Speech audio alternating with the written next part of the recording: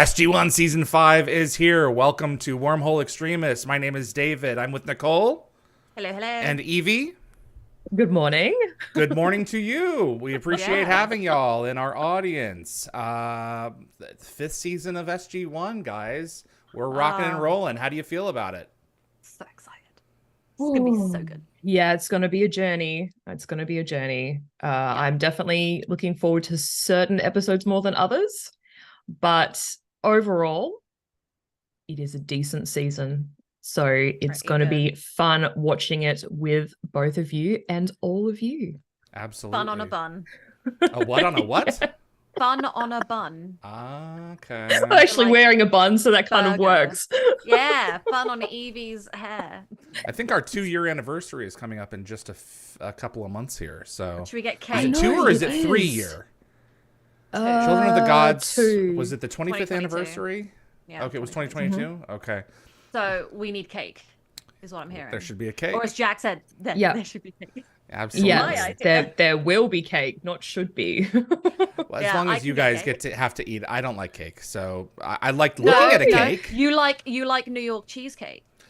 Yes, but in Okay, terms of cake, people don't typically think cheesecake when they think of celebratory it says cake in it, so it's it definitely does. It definitely does, because I was thinking we need to have some sort of layered cake that's like 1 layer per season that we're going to be watching. We're gonna have like a 17 like layer a honey, cake one of those like done. honey layered cakes. Those like those honey layered cakes.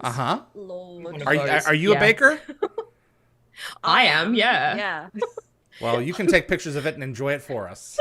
Yeah, I won't do that. So Evie, I literally made on the bread. weekend. I mean, it's not baking; it's more cooking. I made like 50 plus arancini balls. Can you make a 17 layer macaron? Would that be like too crazy? Yes. You can make loads of macarons and just stack them and stick them all together and and Wow. then lean them against. Oh, do that. Not to be confused with macaroons. Yeah, not to be confused. Yes, macaroons are something different. Completely different. Yeah, macarons. Yeah, so I would eat that. By the way, I think for like the last ever episode of Stargate, I don't know if it's like possible, but for like the last one ever, we should totally do like a podcast thing in person if we could figure that out years down the line, so we can worry about that later. But It'd be a very expensive show. Yes, it would be. But it would be a magical moment. We could record it in advance, but it wouldn't be as meaningful. We'll see. So we could record the 100th in advance this July if we can. Yeah. Well, we'll be hitting it much sooner. So yeah, no. We'll see. So at the moment I'm reading Legends and Lattes. I just want to share this because I started reading it 2 days ago, and it's like Dungeons and Dragons / like Baldur's Gate, except this is what happens. Nicole, pull your mic closer to you, please, dear. Oh, sorry. It's what happens if an orc decides to just go open up a coffee shop instead of killing things. Oh, that's cute. That's such a cute concept. So this is the orc and her succubus co-worker. Oh, of course. And then there's this little rat called Ratkin who bakes. There he is. Oh, jeez. And so he came in and I was like, I want a kitty. And I read like 200 pages today by accident. Because it's so whoops, I accidentally read 200 pages. I would love to be that productive by accident. I was going to play Baldur's Gate, and then I went, no, but Legends and Lattes are so good. I need to finish reading it. And it was so good. I was like, you know what? This rat is cooking up the best. It was like Ratatouille. He's cooking up the best Ratatouille. cinnamon buns and lattes. So I was like, I'm going to Starbucks. And I got cinnamon buns for lunch. Oh, I love how you have like 2 leisurely things to choose from. You're like, I'm going to read or I'm going to play Baldur's Gate. Yeah, sorry. Yeah. So yeah, just did that. Oh God. Don't remember the last time I was that lucky. Although this weekend I actually had quite a lot of leisure activities. I played board games with friends on Friday night, and then on Saturday night I had the girls over for canasta, and I didn't win, but that's fine. I kind of sunk the team, but that's okay. Hey. I worked 22 hours this weekend. Oh God, David. Go ahead, finish your thought. I was trying to be really sneaky. I don't know if either of you have played canasta. No. But there's this move that you can pull where you can do a hidden canasta. So a canasta is like a certain set of cards. And so I was building them up in my hand and no one knew. And you get extra points if you can produce it like before the end of the game.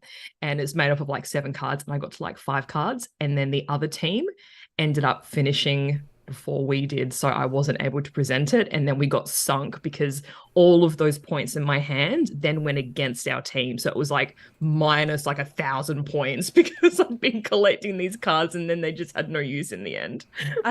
David's got the Wikipedia up on the link. He's like, "What is canasta?" No, I'm actually trying. I mean, she what was it? She said that she got sunk, so I'm just showing everyone a picture of what happened to Yvie when her ship went down. So anyway. All right, very good. I played one night God. Ultimate Werewolf and while very drunk, and I won because I had a friend next to me who I don't know that well. This is the game, by the way. I had a friend next to me, and I just knew he was the werewolf. Pull it back again. He was the werewolf, Oh. and you have 2 werewolves. All right. And you got to try and like help each other out. And if you're a werewolf, but I wasn't. I was a villager. But then of course you were. Yeah, nothing good happens with a villager. They're just basic, simple people. You can't do anything with it. But my friend, it was her birthday. Her boyfriend was like, okay, so as this character, I swapped your card and Jamie's card, and I was like, And then Jamie was acting really suspicious, and I was like, Jamie was the werewolf, which means now I'm the werewolf. So now I need to play Team Werewolf. And then I just sat there and went, guys, I was the werewolf. Now Jamie is the werewolf because this card swapped. So they were like, so you were, but now you're going to betray your people because they think you're a villager. You're innocent. And I'm like, yeah, sure. So I managed to convince the whole group of people that Jamie was the werewolf when actually it ended up being me. But I didn't know. I didn't know if I was the werewolf. I was just going off of what I thought happened. And then I was like, it was the biggest bluff. And then I ended up being the werewolf. It was me. I have played a board game called Betrayal at House on the Hill. That's really fun, but like quite hard when you get to the haunting. It's intensive because at a certain point, one of you gets killed and becomes a ghost. Yeah. So yeah. Oh God. Haunt everyone else. Exactly. All right, it's Adam artwork time. Adam artwork time. You guys got the link? I do. All right. So I got a kind of a preview of this a few days ago, and I was very interested to see where it would go. So you guys want to look at our first piece of art for season 5? Yeah. Yes, enemies. Let's go ahead and pull it up. That is excellent. Oh, that is wow. So good. It looks so much like RDA. That is Teal'c stabbing Jack in the back. Yep. That is brilliant. I'm not gonna lie. That is one of my I'm blown favorites away. That's that really, really awesome. Yeah. Yeah. That is incredible. And it looks like his silhouette. Yep. It's Teal'c. It couldn't be anyone else. Yeah. So you even got a little bump on his forehead where the symbol. where the symbol would be. Yeah. Yes, he does. Oh my God, that's incredible. Isn't that cool? That is very so cool. good. Adam says, I don't even know how he would have managed that. Use Copilot AI for the starter image, asking it to make an image capturing the idea of betrayal, which I image is how Jack felt. I think you made him imagine. Yeah, I imagine is how Jack felt when Teal'c turns on him. But it's also a feeling Apophis had also felt for a long time. So the image of someone backstabbing another person is a good representation. I then tried to make the two characters look like Jack and Teal'c as best I could. The LORA used for Jack, the Laura used for Jack, will be very heavily trained on photos, so turning him into a carbon copy, a cartoon, rather, isn't easy. So this image looks a bit of a mix, but I really like how accurately Jack turned out, so I was hesitant to reduce the strength of the Laura to lose it out of accuracy. Yeah, no, I think that was a good call. I think it's perfect. I think it's wow. Ready for threshold? Yes. 8-bit threshold. All right. That is Teal'c taking a nap. Yeah. He does look troubled though. Oh yeah. He doesn't look like he's sleeping soundly. No, he's not resting. No. Really enjoyed making this. And he's got his, his fists all clenched up. Yeah, and he's covering his symbiote pouch. Really enjoyed making this image. Also, after reviewing seasons 3 and 4 with you and seeing some of the pixel art ideas that didn't make it into the final image, I really wanted to try pixel art for some of the episodes in season 5, and this turned out really well. So he and I just did a retrospective on artwork for seasons 3 and seasons 4. We recorded it so I can edit it on Amtrak next week when I'm on the train heading westbound, so that'll be showing later in the year. After upscaling the image to 2K, I did artifact the colors, so I did have to do a lot of my own painting and cleaning up of the image, but otherwise what I thought was going to be a difficult and somewhat boring episode to come up with an idea turned out to be the most fun out of the two that I did this week. Well done, Aw. Adam. That makes That me is happy. I an want Adam to have excellent fun. representation. That's like the Yeah. first thing I want Adam to do is have He fun when didn't doing seem it. as stressed generating the images as he did last week, if that makes a difference. Creativity He was really is not worried always last week. non-stressful. No. Yeah, You no, know? it's not. It's really not. Wow. Yeah. So I just want to say, Gene Diada just mentioned Gloom is their favorite in the genre of games. I'm board gonna games? explain what I'm gonna explain what Gloom is really quickly as nicely as possible, which is it's a game where you want all you want your character that you're playing as against other people to die as depressed as possible, and you win based on that. And what other players can do to screw you over because they're trying to be more depressed, have the most depressed family, is what they do is they can add happiness to another person's day or resurrect them to give them one last bit of happiness before they die again. And then they lose points because I can't believe die that someone's happier. making money off that game. Yeah, It's a so bipolar funny. person would not want to play that. It's horrific. So- You'd be surprised. I'm sure. Yeah, you'd have to have a really good sense of humor. So it's great. There's one where it's like I gallows fell down a humor. well. No one cared that you fell down the well. You slowly died in the well or something like that. And it's just it's really funny. And you have to get us layer ratioed. cards. It's really ridiculous. So thank you, Adam, for the artwork. Well done, sir. Yes, thank you so much, Adam. Looking forward to some of the episodes this season for sure.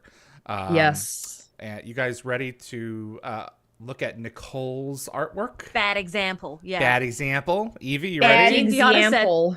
Take longer. My Bad DoorDash is example. almost here, so I guess we should take our time very quickly to do this. All right. All right. So, Yvie, you ready? This week's bad yeah, example. I was just responding to someone saying cannoli. Cannoli. I got excited. So no one obviously say anything till the chat has a few guesses. Okay. Here we go. Okay. I got it. Yeah. I think David got it. Okay, that looks Very like a puddle nice. jumper. Okay. Puddle jumper? Puddle jumper. I'm would not be very bigger. good with episode names. That's okay. so- Puddle jumper would be bigger. Also, I think the clue is in the color of the chevrons as well. Red. Mm-hmm. I think the clue is in all the squares. Yeah. That's the first Evie thing I knows saw. replicators, so Evie said that. Let's see what the chat is saying. I know the scene. Look at those replicators. Mhm. Okay, yeah. No one's try and grabbed guess the it. episode, people. We're more like straight. I wish.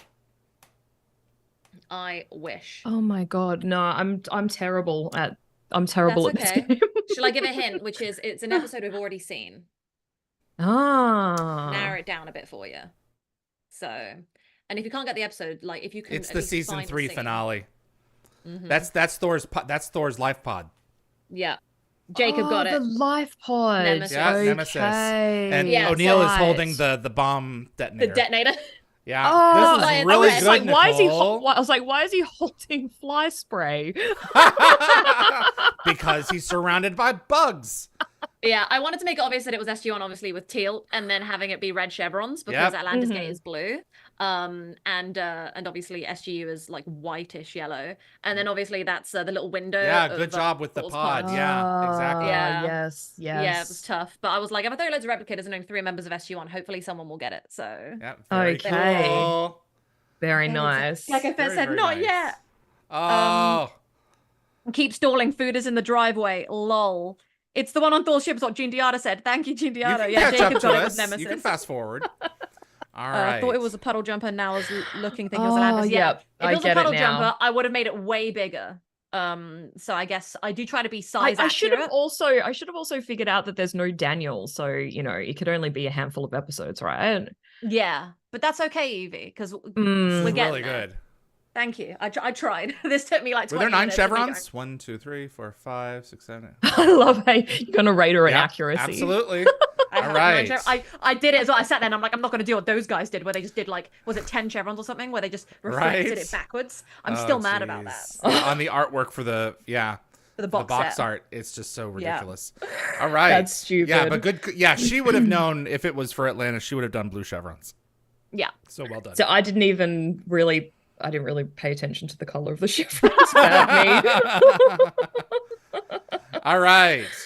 You guys set? I am so excited for Yes. this I episode. So know. yes, I I'm am so locked set. and loaded. Yes, Enemies. This is a great episode, and I watched this for the first time on Showtime when they were doing the season 5 reruns of the first half of the season. So they did 501 to 510 all in one day, and I had not seen any of them. So this was a big treat for me, and I had not seen 422, so I needed the previously on to catch me up. So that's how I saw it for the first time. Fun Okay. Yeah. previously on moments here, guys. Like we're getting 2 straight episodes of just like one continuous story, and I love when they do it. So Yep. All right. Yeah, it's good. It's good. Pull this here. Come on.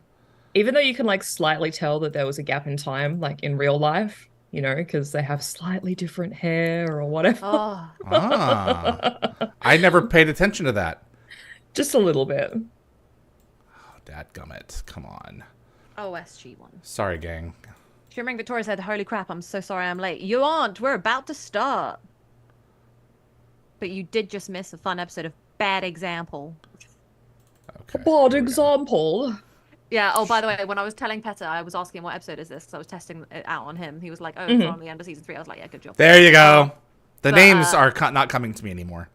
Yeah, that's okay. So- But it was funny because Petter was like, "I can't wait for Yvie to try and guess it in her Australian accent," and he was like, he tried to imitate the Bad Example, and then was like, "No," and doing that. Trying to 4 get vowels. Australian, no. Yeah. No. Okay. Enemies. You guys ready to go? Sorry, Yvie, love you. I like to call myself vowel inclusive. Don't like to ignore any of them. Enemies. Anyway, yes, I'm ready. In go. 5, 4, 3.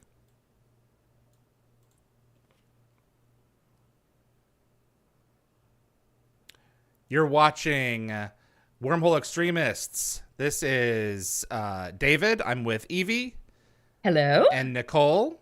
Hello. And this is the first episode that I have the file where there wasn't an MGM logo on the beginning. Yeah. So just keep that in mind so that we may have a okay. little bit of a slight timing issue, but we're watching the previously on right now. This is a recap of 422, Yep. which was Exodus. Yes. So this is another classic written by Malozzi and Mully, and I believe that the teleplay was by Robert C. Cooper.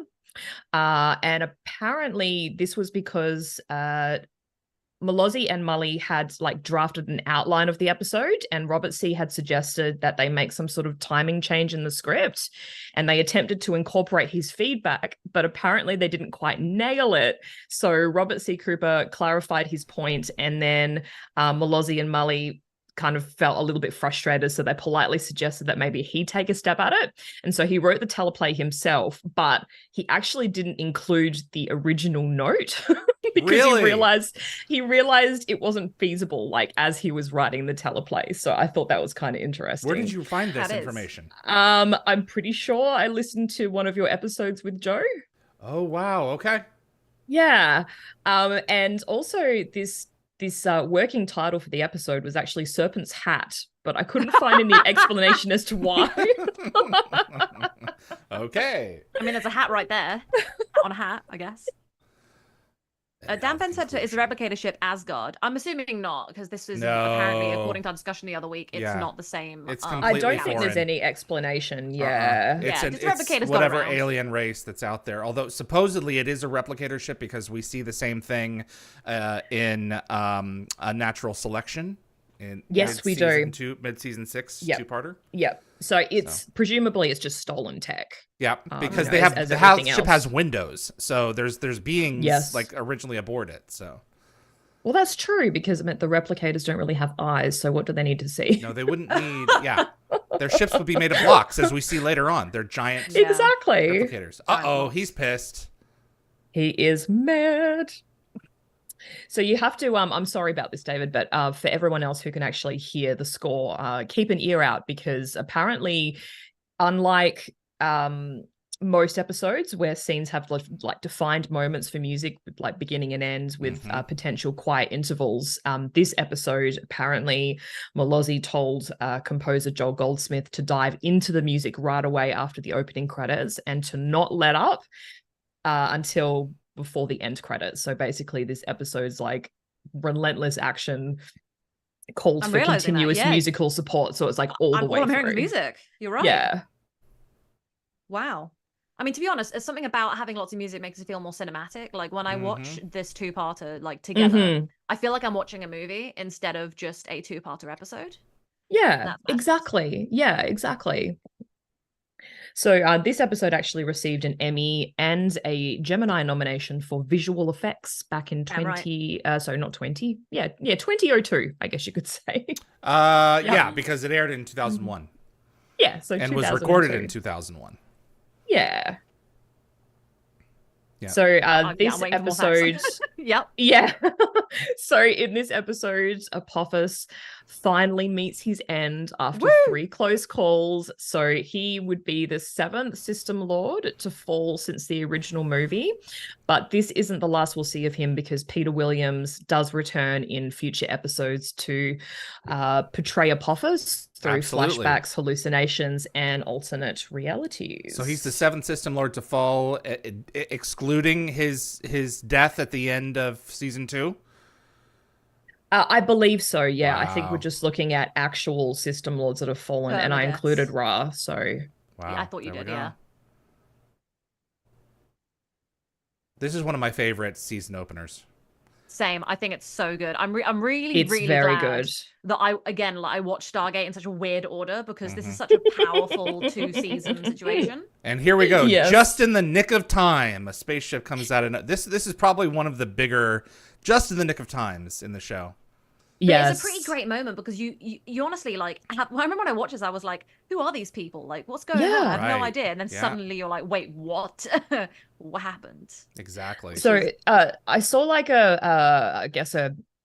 so we kind of assume that they targeted Apophis's ship because it was more technologically appealing than the Hatuk that SG-1 were in. But this particular point of view was actually contradicted on Gateworld. Gateworld suggested that the replicators weren't just looking to hop from one ship to a more advanced vessel. Their goal was obviously to spread out. So their behavior is driven by the need to multiply and widen their reach. Like humans. I was also going to say, replicators also have that kind of thing where it's like, well, a lot of the time they won't fight you if you're not trying to fight them. Like, they're like, you're not currently interfering in what we want to Right. If you're not stopping them from replicating, they'll leave you alone. Yeah. And the other ship was obviously getting ready to pew pew. So they were like, right, okay, we're coming in. We're going to stop it. Yeah. We're going to I think they looked at it as an opportunity to devour and spread, because this is for the first time in God knows how long that you've had a, I love that shot, that you have another presence in this part of the universe. So yes. I love that Jack has so little to do in some of these exposition scenes. Yep, he does. So I like to call this hiding blind. Yeah. Where Jacob says that the sensors will be blocked. Yep. I do like that, Daniel and Jack both don't have anything to do. So they're just like, well, just us two. Does anyone know what the Greek is there that it says? No, it's all Greek to me. Come on, you and your dad jokes. It's a Sam dad joke. I learned from the best. Yeah, absolutely. Excellent. Oh. Yeah, it's really sad that they've got to compartmentalize that stuff right now, because it's like, can't focus on sadness now. Have to remind ourselves that he's in trouble. Yeah. Supposedly dead. Oh yeah, that's shot. I feel like they never have enough backup crystals. Yep.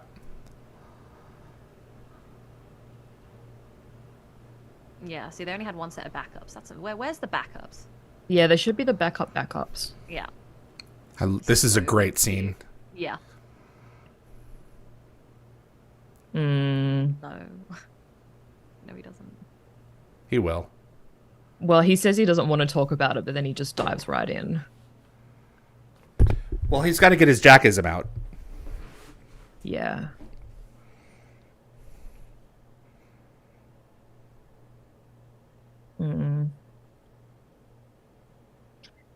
Can't see everything, man.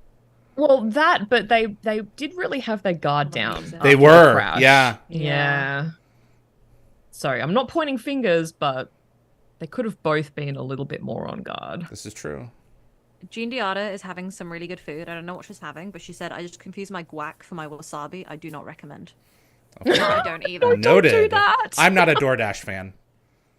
So there's always something wrong. I actually There never is. use DoorDash. We usually just use Uber Eats. Count your Same, blessings. actually. Yeah. It's the same thing. It always arrives cold or lukewarm, depending. Yeah, I So- honestly just pay a couple of extra dollars to be like the first person that they deliver to. Same. I'm like, give me that food now. Yeah. So this is an so- introduction of Renal, played by Jennifer It Calvert. is. I love her. Yeah. Exactly. Yeah. And she's the new very Tok'ra good. uniforms. Honestly, And she this leather, she does come back in Summit as well later on this Yep. season. yeah, back in the old weird uniforms.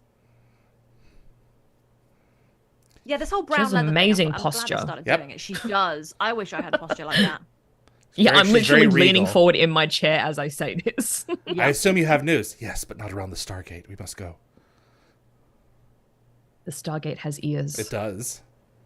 Let us go to your office. Yeah, like, does she think that there's like a spy there? Like, this is Earth.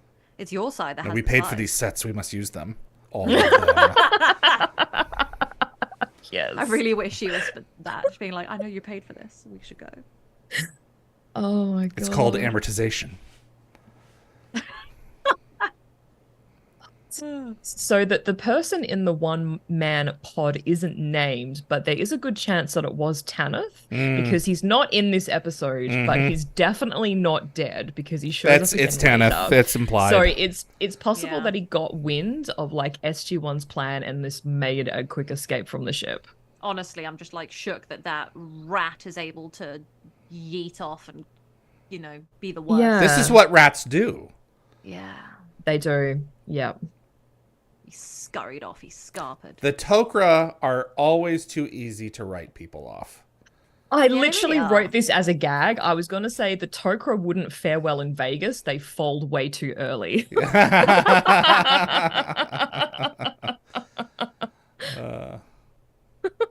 This is the problem with the Tok'ra is that the reason they have such low numbers is because they're so quick to sacrifice and be like, well, I can't get them back. Yeah, let's not even try. Yeah. It's like, guys, she has great jawlines. Oh, she's a beautiful and woman. Cheekbones. Yeah. Yes. She is gorgeous. Yeah. And the deep voice. we Yeah, only hear I'm her totally- speak once regularly in Summit. Yeah. I Oh, love I that love it. shot. Ah, the blue It's a glow. blue giant. Yeah. Very pretty. Purdy. So Well, big there's episode. actually there's a goof coming up soonish. I'll mention it now though, so none of us miss it. So when they go back to when they come back into this scene, so keep your eyes on Daniel. So he leans on the bridge prop and it wobbles and Yeah. makes like an audible clunk. Really? You can hear it. Yeah, you can hear it. I'm waiting. Oh, yeah. I've never noticed that before. I've never noticed, and I've seen this episode a lot. I know. I love they were sitting there just playing with that ball though. Like it was so silly. Yep. It's just Now, like, where how else was did the you pass ball? time? Was it in his pocket or I'm something? assuming think that Jack so, had it in his yeah. pocket because that's just him. He's going to have toys, especially when he knows he's going to be on a Tok'ra base. You know? Yeah. Yes, he hasn't brought out the yo-yo just yet. No. No. Does he have a yo-yo? He uses a yo-yo later on, doesn't he? No, he had a yo-yo in didn't he have one in like it was not Divide and Conquer? Yeah, it was Divide and Conquer. He had the Was it yo-yo. Divide and Conquer? Yep. Yes. He had it then. Yep. But I think he has one later on. Interesting. Okay. Oh boy. He should get the yo-yo, but install like a more aggressive wire so that he can throttle people with it unsuspectingly when he needs to. So it's not just a standard. Oh, so it's string. like a weapon and also a toy? Yeah. Oh, in one. I see where your head's at. That's a total Jack move. Like it's so smart. So what I find funny about this, right, is that they're putting on the glasses, right? Yes. And Mhm. the only time I ever see them put on the glasses when they're indoors is when they're replicators. You know, like they Yes, never yep. do it unless they're Yep. replicators. Yep. And it's like, even though they And should, at this indoors. stage, they don't know that there's replicators. So why are they wearing the glasses? Because it's closed quarters weapons fire, and that is not normally done. These are done outside, and they're going to actively have shells being thrown at them. Peter DeLuise just talked about this last week in my conversation with him. I didn't get a chance to listen to it. Yeah, because because someone asked, someone said, I think when I was going through like goofs for this episode, someone put that down as a goof, and I was just like, that doesn't sound right to me, so I left it out. But that makes perfect sense now. It does, because the amount of weapons fire that they're going to be, not really exchanging. The amount of times that they do shooting in corridors in the show though and don't wear glasses is unreal. But like, it is the replicator episodes where I guess there's so much shooting that they then focus on glasses. Maybe in those occasions they don't know that they're going to be exchanging a lot of weapons fire, whereas they were hopping onto a vessel where there could be potentially a lot of armed people. So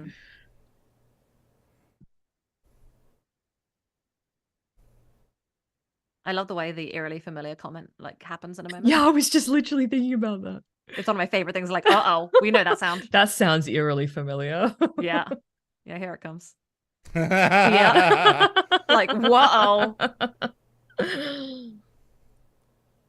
Hence the title, Enemies. Yeah, a lot of enemies. We've got a bug problem. A lot of different kinds of enemies. Yeah.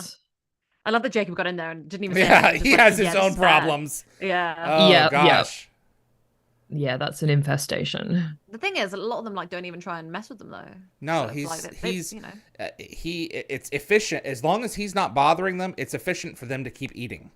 Yeah. So. Yeah, I don't like to be interrupted, Genevieve, either. That's correct. Yeah. Someone comes to watch. That's fine. Just don't ask me for something. Actually, it's kind of creepy. Yeah. Oh God, yeah. Ew.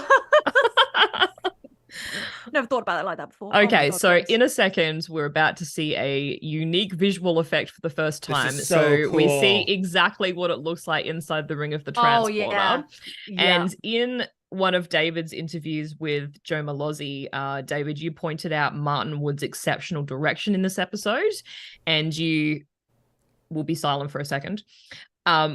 You mentioned the creative liberties he took, like running backwards through that hallway, and commended the enduring quality of the effects. Yeah. And you even really called it one of the franchise's best sequences. Yep. And Malozzi echoed this sentiment, and he dubbed Martin Wood the action go-to guy for his energetic and impactful directing style. And that's why this episode feels like a movie. Yeah. Yeah, very much so. I'm glad he was on the Big Lost City. In a second, I love how Jack slaps him on the shoulder. He's like, slaps him on the shoulder. It's like, that's your father-in-law you're talking to. But it's funny because they were talking about not making it, and the Jack of like the movie wouldn't have cared so much, but Jack now has like a more too negative appreciation for life, you know. Absolutely. It's good to see his personal growth. Father-in-law?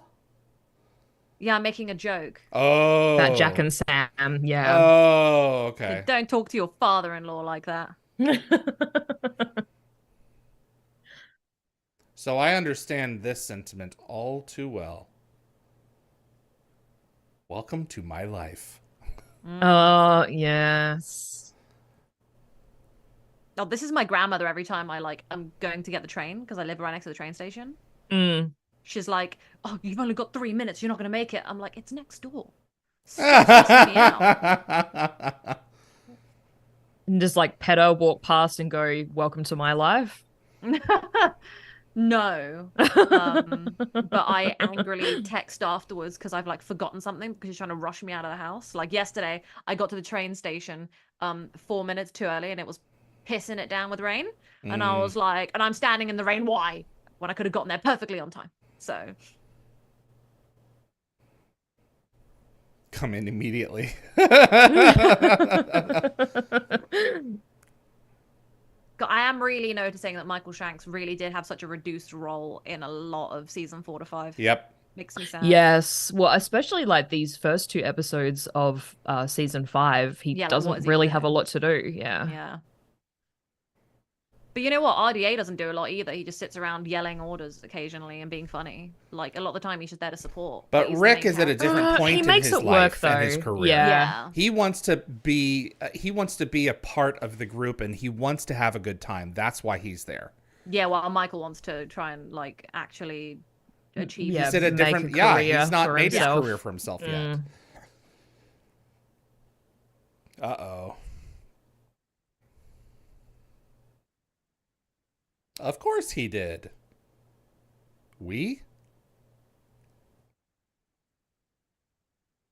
So who here just knew that Teal'c was full of it, or were you like, oh, that's just Teal'c? I was reeling from him still being alive.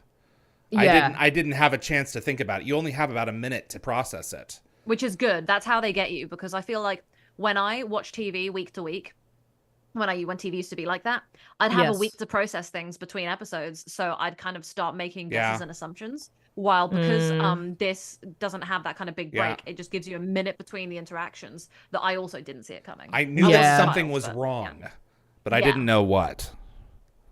Yeah, there's a vibe.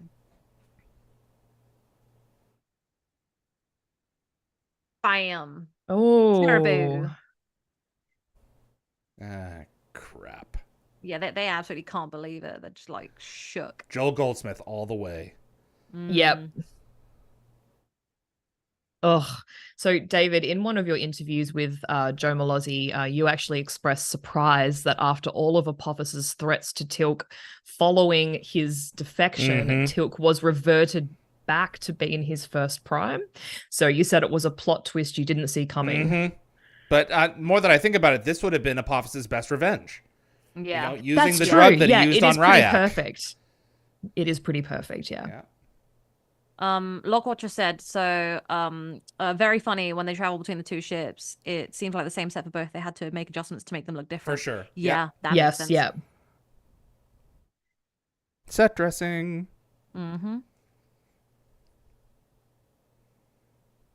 That sounds brainwashy. Yeah.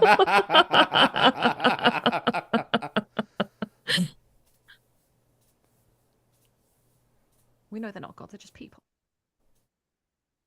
They're snakes with boombox voices. Yeah. What the hell is that supposed to mean? The lack of response. Oh, God. It's quite hurtful. Yeah. Jack isn't offended, though, because he knows it's not true. Exactly, that's the thing. Yep. That when Adam showed me the artwork this week of Teal'c stabbing Jack in the back, it didn't immediately occur to me that it was for enemies, because it's not Teal'c doing it; it's Apophis. It's not a sincere betrayal. But maybe that's kind of why it's like a shadow, because in this he's kind of like the shadow of Apophis. You know, he's not actually himself. He's not actually Apophis. He's just a shadow of what Apophis wants him to be. Allegiances. Yeah, so I think that kind of works. It does. I love that Daniel's like, hey, brainwash your son. Remember that, yeah? Trigger the memories. He can't think rationally about it. He's been reprogrammed. Yeah. Or he's I'm not gonna lie, they look like I forget how good they look in those sandy uniforms. I do not look good in that color. But they do. That would wash me out. Actually, Sam manages to pull it off somehow. Being a blonde. So maybe you'd pull it off too. Yeah, maybe. Maybe we should try it one day. I'll have to track some of those down. Dan Ben said the idea was pushed around that they would leave SG-1 in outer space and do a season of them out there, like Star Trek Voyager or Lost in Space, but Peter DeLuise didn't think fans would buy it. No, I mean... Yes, yeah. Not going home, doesn't make sense. Exactly, yeah, I was going to bring that up later. Thank you, Dan Ben, for stealing Evie's material earlier without realizing.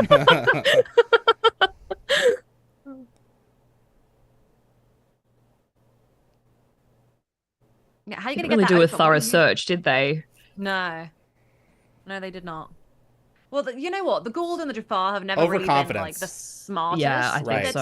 Arrogance, yeah. They just do whatever's easiest because of arrogance. Well, Teal'c does show some ingenuity in this episode. You know, once they escape, he locks them back in. Yeah, he removes. And he blows it up. The panel doesn't work. Yeah. So the Jafar didn't really think to check for any stowaways, did they? Nope. Yeah, that was really dumb of them. Yep. I And want to this know how the particular replicator got in scene, that box. yeah, well, this here, Probably this scene underneath. really echoes the moment in Raiders of the Yep. Lost Ark when the SWAT sticker is melted off the Ark's container. Like, the only thing missing is, like, that puzzled mouse tilting its head in confusion, just like in the movie. Yep. Do you know? Well, it's I think it's like yeah. being tortured by the sound of the vibrations of the Ark. So Yes, yeah, it is. Yeah. Yeah. My favorite thing about the scene later when they escape is when Daniel looks at the box and there's like a big hole in it, and he just mimes the replicator crawling out, and it's just like Yes, oh, it does. it's It's very cute. It's so cute. Like, I'm not gonna lie, Michael kind of gets his like RDA on when yeah. he's pushed to the back, and he does a great job of doing it. So I do love the comment just talked over that where Apophis is like disgusting design Yeah. of the chair. Like Yep. you're alive, mate. Be grateful. Shut up. no one's translated the Greek on the chair yet. Where are the Greeks in the chat? Right? Like, come on, guys. He's completely confident in Teal'c's abilities. He knows that whatever this was worked. He's got it. He's got the strongest ally he could get. Yeah. Yep. He's smug right up until he's caught in that room with the replicators. Yep. I feel like Apophis' obsession with just annihilating Earth just simply just stems from the fact that they stole Teal'c from him, and he's just still salty about it.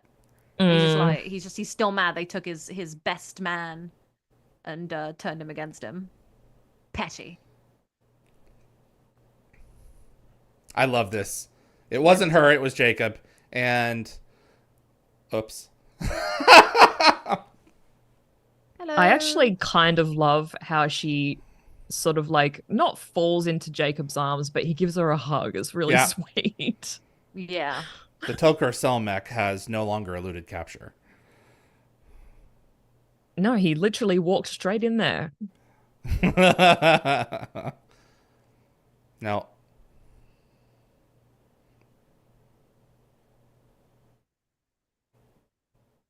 Ew. He does this so well. He really does. I was just thinking that.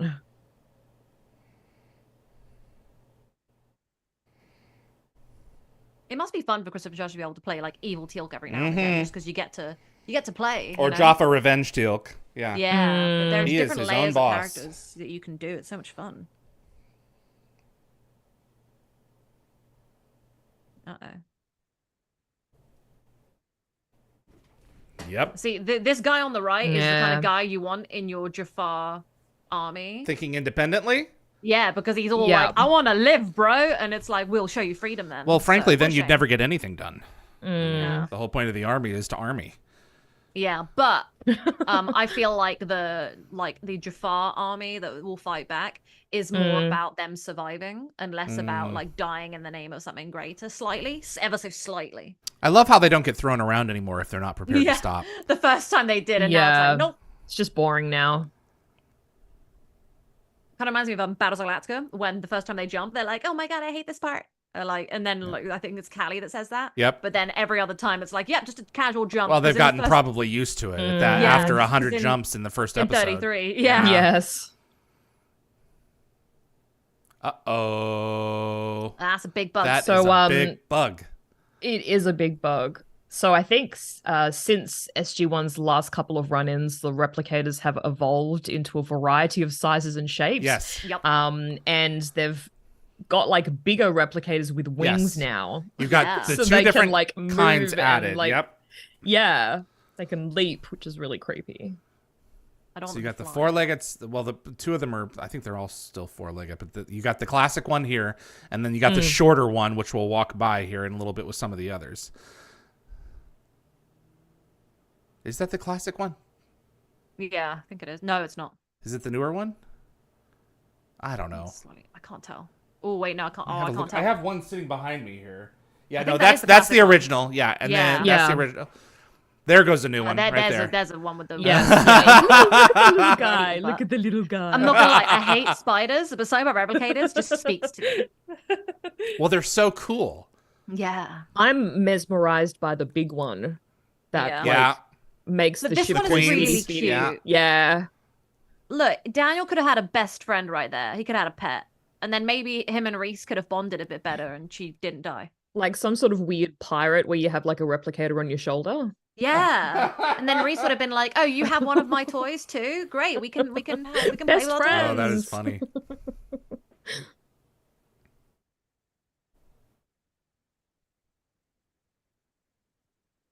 No.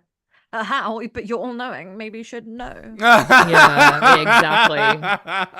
I just remember learning in Ari the God is supposed to be, or our understanding is, and even people like Baal say it, I'm all knowing and all that crap. And it's just like, well then what are you lying sack of crap? Yeah. So they're having a good old munch. God, them eating's making me hungry. Oh dear. And what are your weapons gonna do, huh? No. Power weapons just get absorbed. Exactly. Oh, that Idiots. tickles. Yeah. Right, exactly. Tragic. Damn, Ben, I also hate spiders. Don't worry, I've got really bad arachnophobia. But replicators are just too cute, especially when they look like Fifth. So. Well, there goes the last of his Jaffa. That's it. And Tamo Penniket from Battle Galactica. Yep, you on your own now, bro. Yep. Yeah.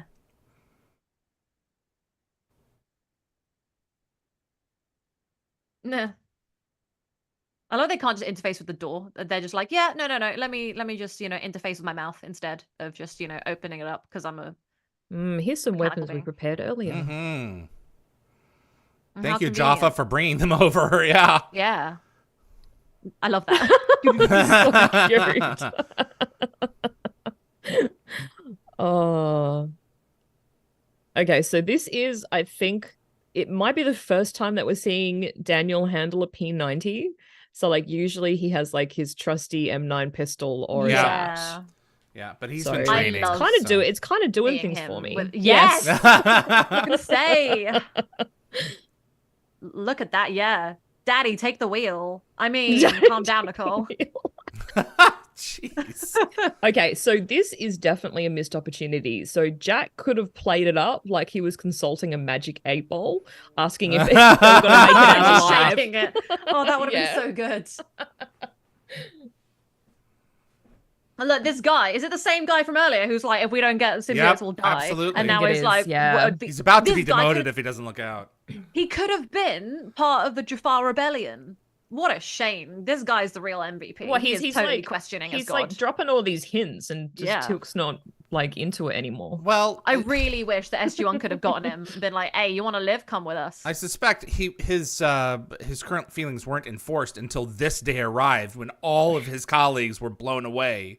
Yeah. The entire solar Yeah. system. It would make you wonder who it was that you were following if he said he was all knowing and he got his ass kicked this well. Yeah.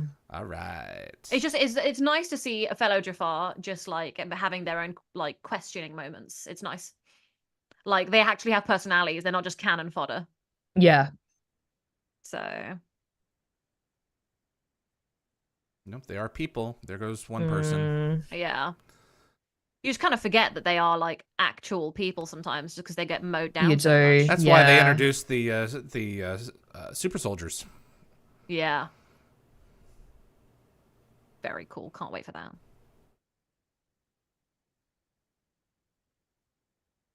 Dear, oh dear. Just mowing them down. Yeah.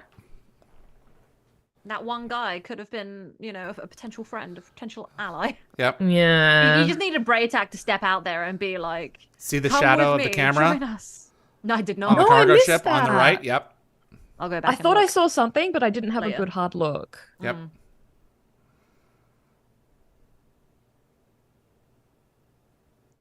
Got to see this set I love Daniel's comment. after it was filmed in season 10. It was over at Norco, and it was really cool.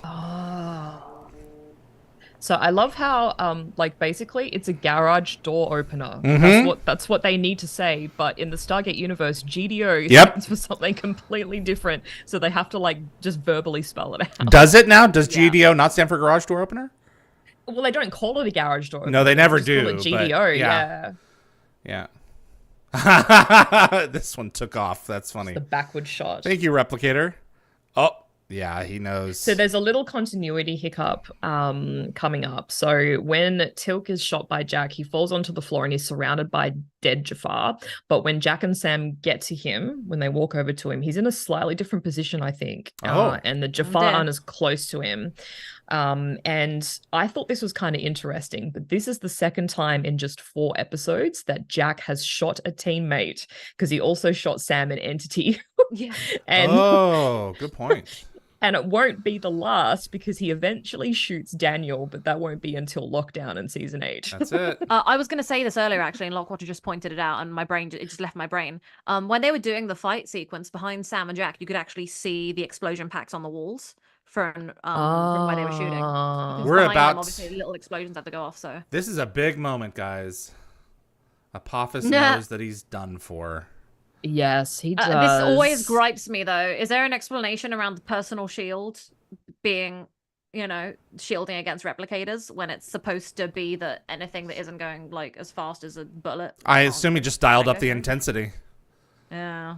Yeah. It makes for a good shot, though. It does. So it's not eaten alive as I wish that they had begun to eat him as the thing I would have fell, loved that. It would have happened a lot sooner before they reached. So yeah, because I was actually I was going to say later that we see the replicators on Apophis's personal shield, but it's a bit of a plot hole because they have established before that slow-moving objects can pass through shields. So technically, the replicators should just be able to stroll right through it. Yep. Yeah. Stroll. Not crawl. Not stroll. That's funny. Yeah, I do kind of see it as a plot hole, because if they could dial up the intensity, then why isn't the intensity always at max? So they're always protected, it just doesn't make sense. Why don't I fall through the floor when I'm invisible? Out of face. Yeah. I feel like we mention that almost every episode it comes up. It's going to come up during, Wormhole Extreme. It's going to be great. Oh, it's going to come up big time in Wormhole Extreme. I love those dashboards. Namesake episode. Yeah, that's cool. Have you ever thought, David, about like having it so that your PC setup looks like that? I wouldn't get anything done. No, you'd just be sitting there like looking at it all the time. Yeah. Also, half your screen would be like covered up with different parts. So, could the replicators have simulated Asgard technology to achieve their ability to cross millions of light years in mere hours? Do you think? I think it's a power source thing.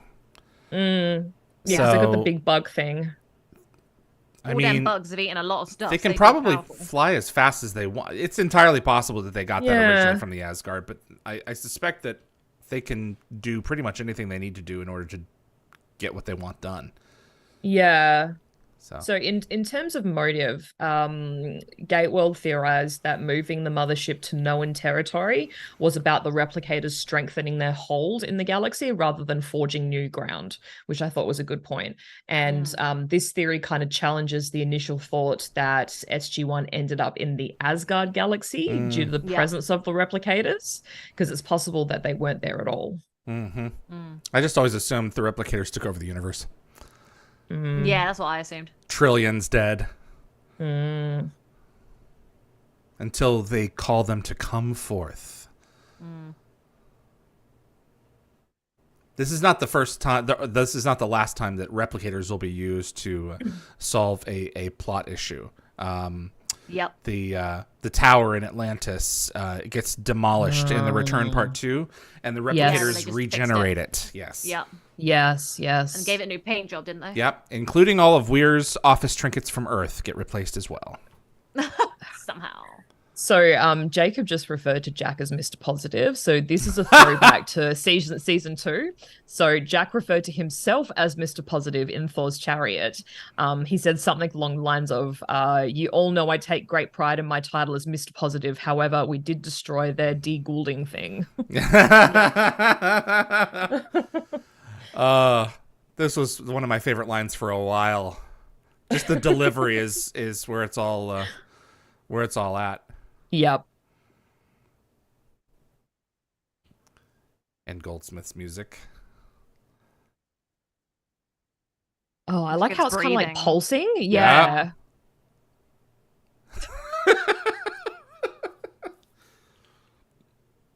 You said that a lot down in Australia.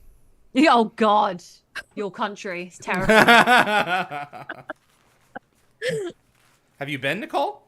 No, like, hell no. Oh my Hell God, no. terrified. Terrified. I mean, I It's want actually not to. It's that not bad. that bad. Yeah, so Australians No. say. I don't believe you. They're trying to keep away the tourists. Yeah, smart. Let it do its thing. Don't punch Yeah. holes into it until we get where we want to be. Mhm. I love that they are just waiting Just on that. very calm, slow moves. Moment. Yeah. It could be hours. You have no way of knowing how long it's going to be. No. But they are. Well, actually, she should, because she just reported that it is. Yeah, she just the did, velocity yeah. is increasing. So they'll be. But I guess they don't know what the end game is. Like, they don't know where they're traveling to. Great shot. Yeah. That is Honestly, cool. this episode is just so top notch.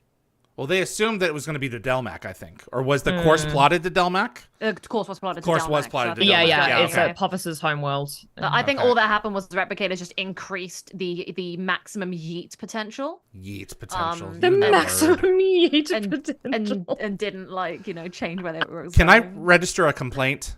You don't like the word yeet, I know. No, I always was frustrated by the size of the replicators changing when they fall off the mother bug and land on the floor. They get much Oh, really? bigger all of a sudden. They do, Yeah, you go you're back and you look at that, and they Yeah, just it does- magically it- grow. It's it a also forced irks perspective me. thing that doesn't work well. Yeah, Mm-mm. Yeah. Oh, look at Daniel go. you look so hot. Look at This them. is so cool. By the way, there are so many beautiful comments in the chat that I don't have time to do them all. So I'm going to talk about whatever's going on in the chat after. Yeah. And every one of these bullets, they all hit the replicators, and none of them hit and explode any of the walls. No, Yep. somehow. Yep. That's talent. That's Yeah. talent. It's extreme talent. Mow through. It is just quite funny that even in this moment, why is Daniel the one at the back? You know, No, they're swapping over. Yeah, they're that they were. They're, like, at that switching right moment there, they are. actually. Yeah, sure. Get your butt in there. We don't want bugs. This is how you get bugs. Yeah. So he already has Tilk, right? Yeah. Yeah. He's in Yeah. the back.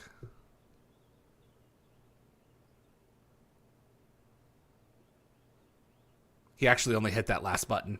Yeah, the other buttons didn't actually light up. Really bothered me. No. Oh, that's fine. And that is how we Minor save visual detail. effects. Yep. By having the door open late. Yeah. Yep. Go, go, go, go, go, go, go.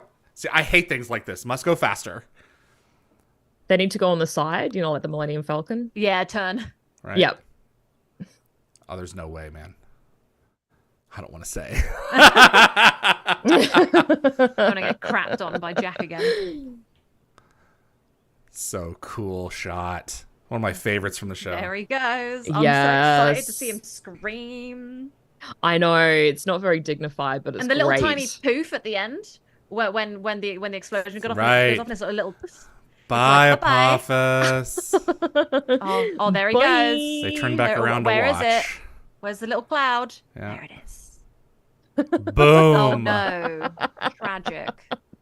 So, Joe Malozzi mentioned that he and Paul Mully, because they joined like the writing team in season 4, like Apophis's death didn't have as much of an impact because that he was already an established villain by then.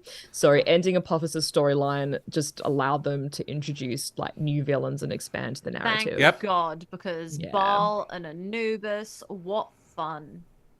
Although I don't know, I as much as I love Bol, I think he kind of ended up being a little bit Apophis, where he was just He was the very new much Apophis, so. for he sure. just kept on going. He and put going on and airs, going. so he was the replacement Apophis for sure.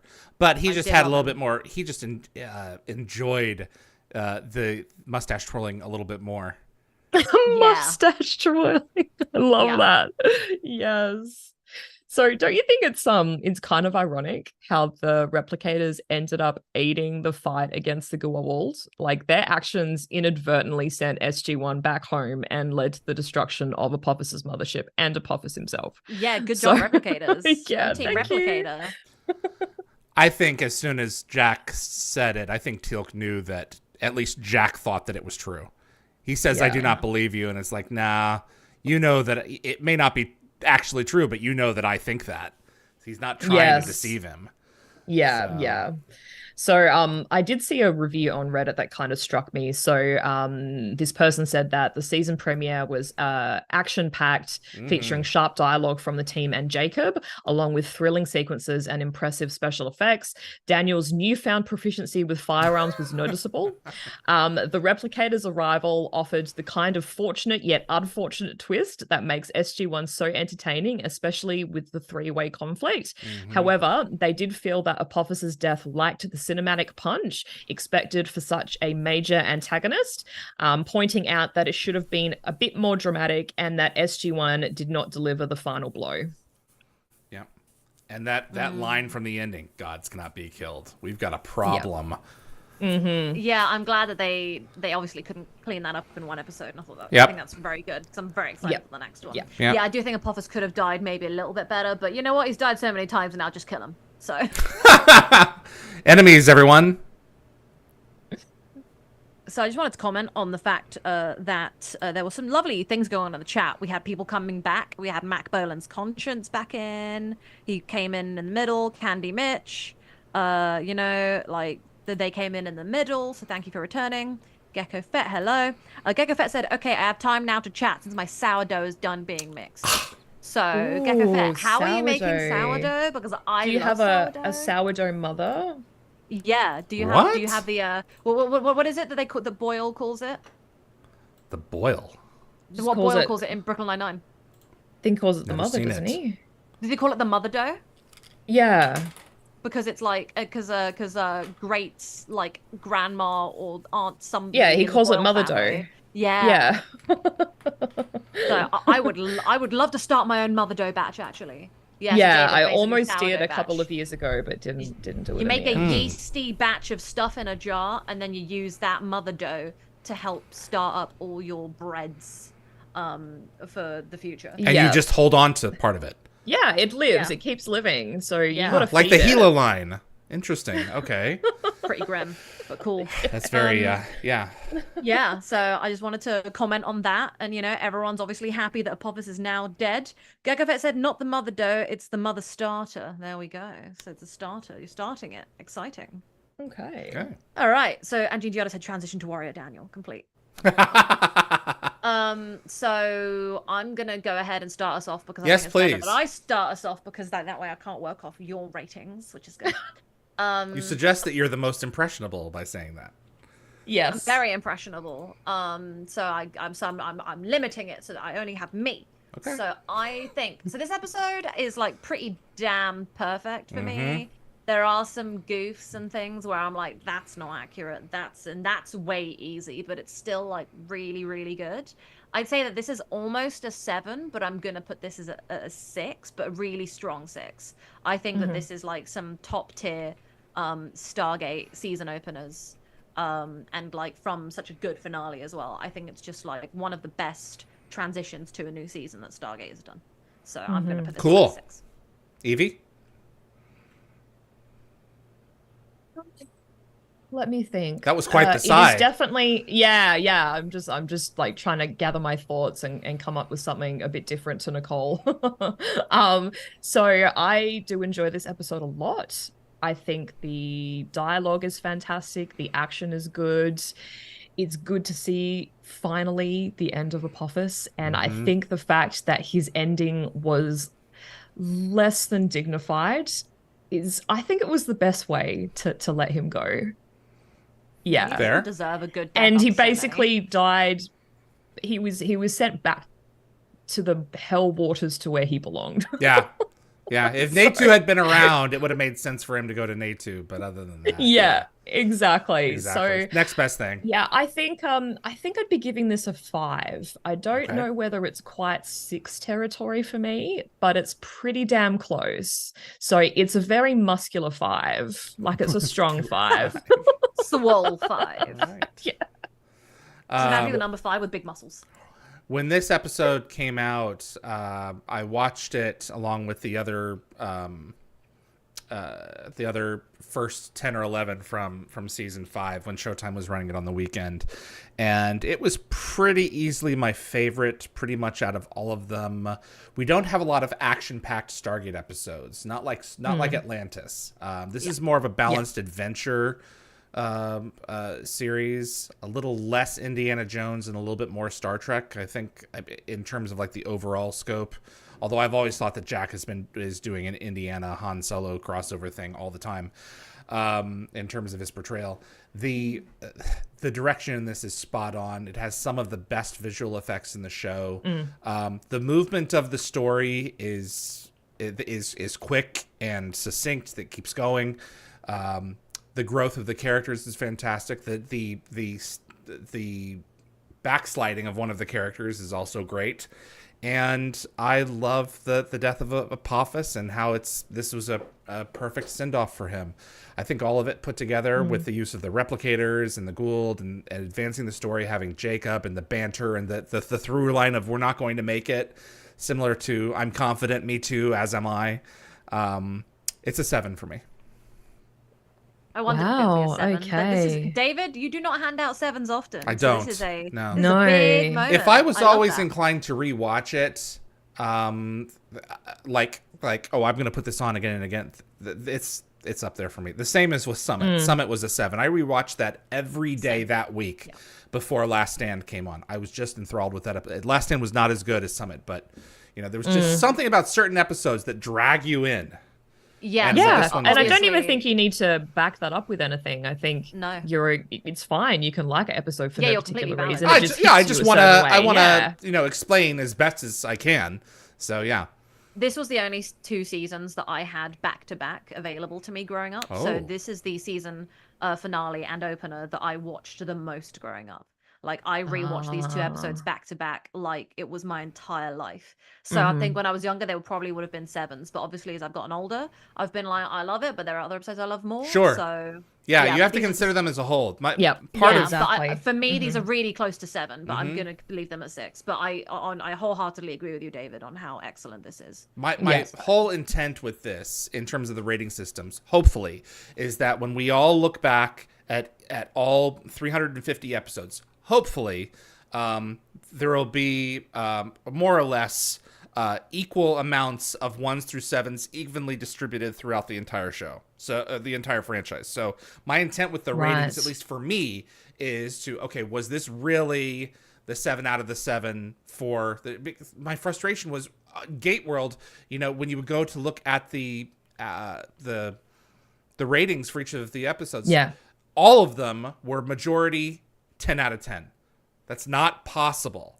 Yes. They can't, Yeah. for the entire audience, you can't keep on rating almost all of them 10 out of 10. So Yes. Yeah. It's not I mean, realistic. it's not a look, competition. Bane is not a 10 out of 10. No. And I'm sure they didn't rate it that. But there are some episodes that just don't belong in a 10 out of 10 system. They don't Yeah. belong above a 5. There Yeah. are some Yeah. episodes that are just like that because Stargate, I love it. It's not a perfect show. I can take whole TV shows that I think are like perfection, like Battlestar Galactica. I think that from beginning to end, that show is almost bloody perfect, right? But then there's that Black Market episode, which I guess was necessary, but God, did it suck! And I think it was the lowest rated episode of the entire franchise. Dirty Hands, I didn't care for Yeah. the Union episode. I actually get liked it, that one. Yeah. But I mean, yeah. I get you. I liked it because Chief is my boo, and I love Okay, him. that makes a lot of sense. Yeah, but that's the thing. It's like you can have something that you love so much. Like I have all these books, right? Love them all so much. There are parts of these books where I'm like, that stunk. That was 20 episodes of garbage. I'm glad Yes. we're back on track, and that's how I Yep. feel about some episodes of Stargate. So All right. it happens. Can't be Yeah. perfect all the time, and Nope. that's okay. Because Exactly. things have to be bad for you to appreciate the good. So Okay. balance. There you go. Yeah, Stargate is excellent, especially compared to the episode Bane.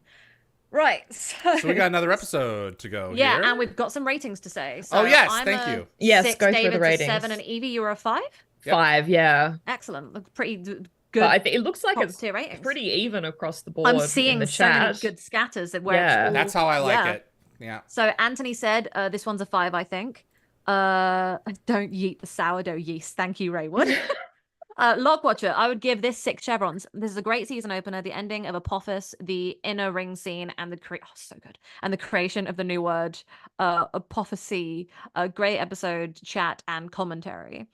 Becca, 6, love it. Not quite a 7. Becca and I back on track. We died to 72. You're back. 6 out of 7. Shimmer Victoria, it's going to be a 5. I like all the little moments thrown in, as well as the wonder that is Daniel with a P90. I've gotta love Shimmering Victoria and Jean Diata and I and Evie thirsting for Daniel with a P90 because he's does fabulous. something for me. Daniel with a P90. Daniel's P90. Daniel P90. No, it's what? Daniel with a P90. I was going to be a Jean pianist. Diata, Excuse me? Never mind. Jean Diata, it's a 7. All the things I like in an episode: action, tension, Daniel being extra Daniel-y, and Apophis finally dead. Nick Nar, 6. Gecko Fett, 6 out of 7. Great episode. Amazing CGI. Always a good watch. Only wished Apophis was eaten by the replicators instead of just being blown up with the ship. I think it would have been cooler, but it happened too. There was too much time. So yeah. Raywood, 6 Cheveroonies. Getting fun with the words. Jean Diata, brackets, I'm with Evie. It is a 5, but I gave bonus points for Dead Apophis and Daniel. Yeah, I do think that there needs to be a certain higher thing for me, because he's dead. So, For sure. 7 chevrons from Jed Ted. Mac Boland's Conscience, it's a 6. I really like how season 4 ends and 5 begins. I'm tempted to give it a 7. So a high 6, like me. Cool. Muscular Jacob, 6. a muscular 6. Jacob, that's gonna be our chevron rating. Just like a load of chevrons, but then the last one is just really muscular. So that's how we do it. So Jacob said 7 chevrons. My favorite SG-1 season opener. Yeah, definitely. It's a thrilling yet very well balanced episode, full of excellent production qualities, writing, humor, and CGI. And Dan Ben said the first episode of Stargate SG-1 I saw was season 5's finale. That is messed up. You poor thing. You must have been very confused. Yeah, that's a lot of mythology unpacking there. Yeah, Lockwatcher said it is going to be tough in future episodes to find a 1 at this point as the show keeps getting better. It really does. David, I'm you glad said you that, think so. You're hoping your system's going to have a balance of everything. I feel like the 1s are obviously going to be lower, but 2s, 3s, 4s, there's definitely more to come. Season 6 is one of my least favorite seasons, so I love the first 8 episodes of season 6, and then it gets stinky. So I'm glad that Bane there are is- people who love it. Really am. Yes. Candy Mitch said Bane is awesome. There's water guns. Sure. Pew pew. Pew pew the splash splash. The only good part of that episode. Dan Ben, I give this. Well, sorry, actually. Also our baby, Tom McBaith. So love him so much. He's the best. Dan Ben, I give this 6 out of 7. And Anthony said I've got 1 rating left for SG-1, which is in season 8. A 1-star rating in season 8. Damn, that's 1 star. And Candy Mitch said I'm torn between 6 and 7 because of Daniel's shooting ability. So 6. There's so many things coming through. So I'm trying to figure out. There's so many numbers. Jacob said, if 1 through 7 chevrons are distributed equally between all episodes, wouldn't that basically give an average of 3.5 to the whole show, or did I misunderstand / miss the point? Yeah, David, explain yourself. No, it's fine. Yeah, that's a great point. I'm gonna have to consider that further. Yeah, because you can't give things. We are going to lean more towards having things be 3 and upwards, I think, on average. Yeah. The way that Stargate is. I'm gonna have to think about that. Okay, let that marinate. Urias Tosha said, just finished up my season 4 rewatch. Have to take a mini break. I won't be watching along for a little bit. Season 5 and 6 is some peak Stargate. Says the lad who loves SGU the most. Well, we appreciate you, Urias Tosh. You hop in and out as much as you want. You do you. Yeah. And Dan Ben, I thought the show Star Trek Picard was garbage. All right, Dan Ben coming in with the really bitter point of view. I haven't seen it, so if you think it's garbage, I will take your word for it. I think seasons 1 and 2 smell pretty ripe. Pretty ripe. Right. Are you guys ready for Threshold? I wanted to say season 3. No, we're not We're going season back. 3. No, let's not go back there. I'm in I'm Picard good. season 3, but yeah. Okay. Threshold. Yeah. Hold on. All right. Yeah. Okay. Now I'm good. I'm ready to go. Jeez. Let's go, guys. Let's have some fun. Okay. Threshold, everyone. In 5, 4, 3.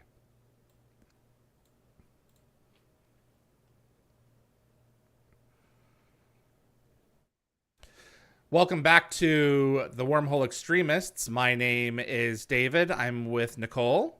Hello. And Yvie.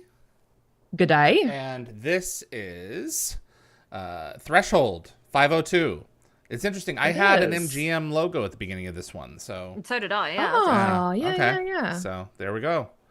So I will make one comment, David, which is I feel like every time we do these streams together, I feel like you find it really hard to not say this is David from like Dial the Gate or something, and you have to remember that you're on a different show. It doesn't consciously occur to me.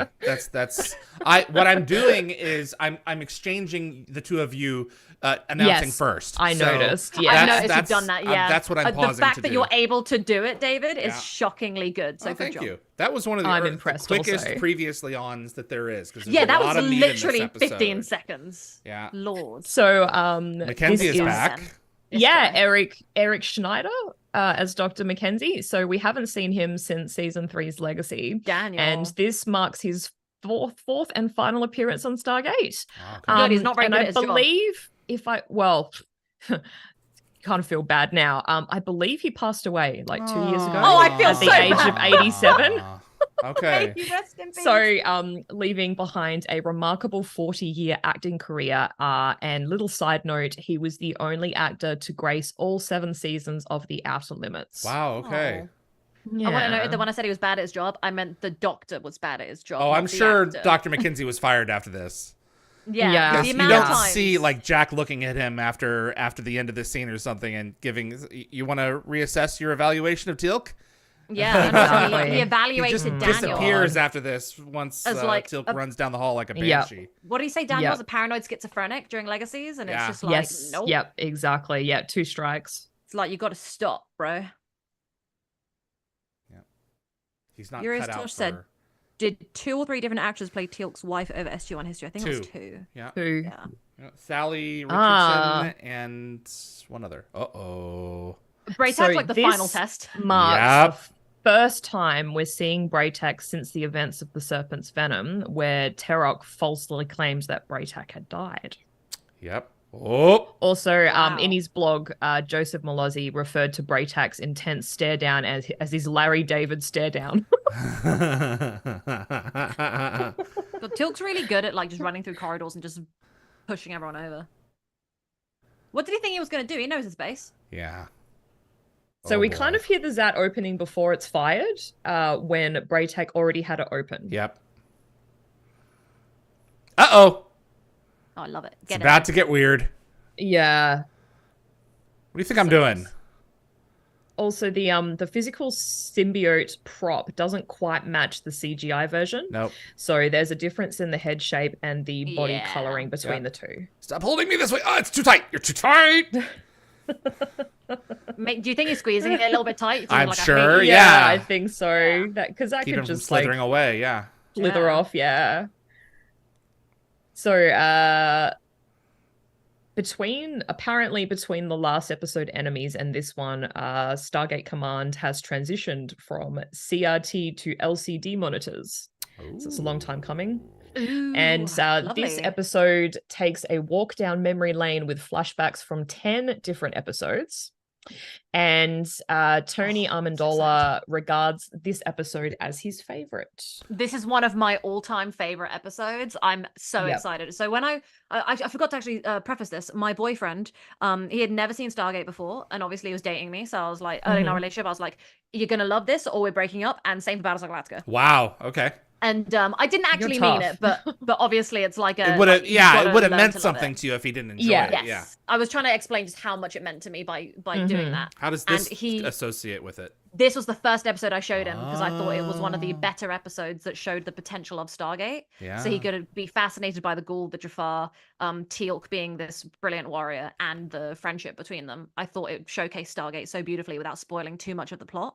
Redemption is important.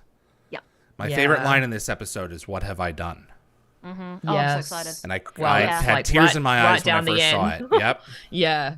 And my favorite thing is that so Children of the Gods is a good time, but in this episode you have the flashback of Children of the Gods. So when my boyfriend saw this, he was like, "Wait, I like how this episode does that. It's so beautiful." And my boyfriend literally sat there and he was like, "Wait, so he used to be one of them and then did this?" And I was like, "Yeah." And then he was like, "Wait, when did he have that hair?" I was like, "Oh, they went back to 1969." And he was like, "I want to watch that episode." So that's how I got him. Yvie, do you have any Tony Amendola quotes from my interviews with him in this? Because I have a story to tell. No, I actually don't. I didn't have a chance to listen to it. He was either working on, I don't think it was Man from La Mancha, Don Quixote. I think it was Cyrano de Bergerac. And there was a scheduling conflict. And so they accommodated him for, I don't know if it was Threshold or another episode, but I mean, they really appreciated his work so much that they were willing to do that so that he could both do the play and come back as Braytac. Wow. Beautiful. He deserves it. He's such a phenomenal part of Stargate. Like, this kind of episode would not work without him as well. He's like, he and Christopher Judge in this episode are just like incredible. And in this episode, they shot some extra footage, but every scene that Braytac is in, every one of those scenes made it into this episode. And Brad personally oversaw the editing for the episode. Oh, wow. Candy Midge asked, I missed it, who wrote this episode? Yvie, who wrote the episode?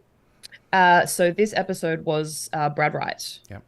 And directed by Peter DeLuise. We'll see that in a minute with the candles. PD. Yeah, it's a little bit down the ways. Yeah. So I believe that nurse that we just saw for a second there is played by Karen von Blankenstein.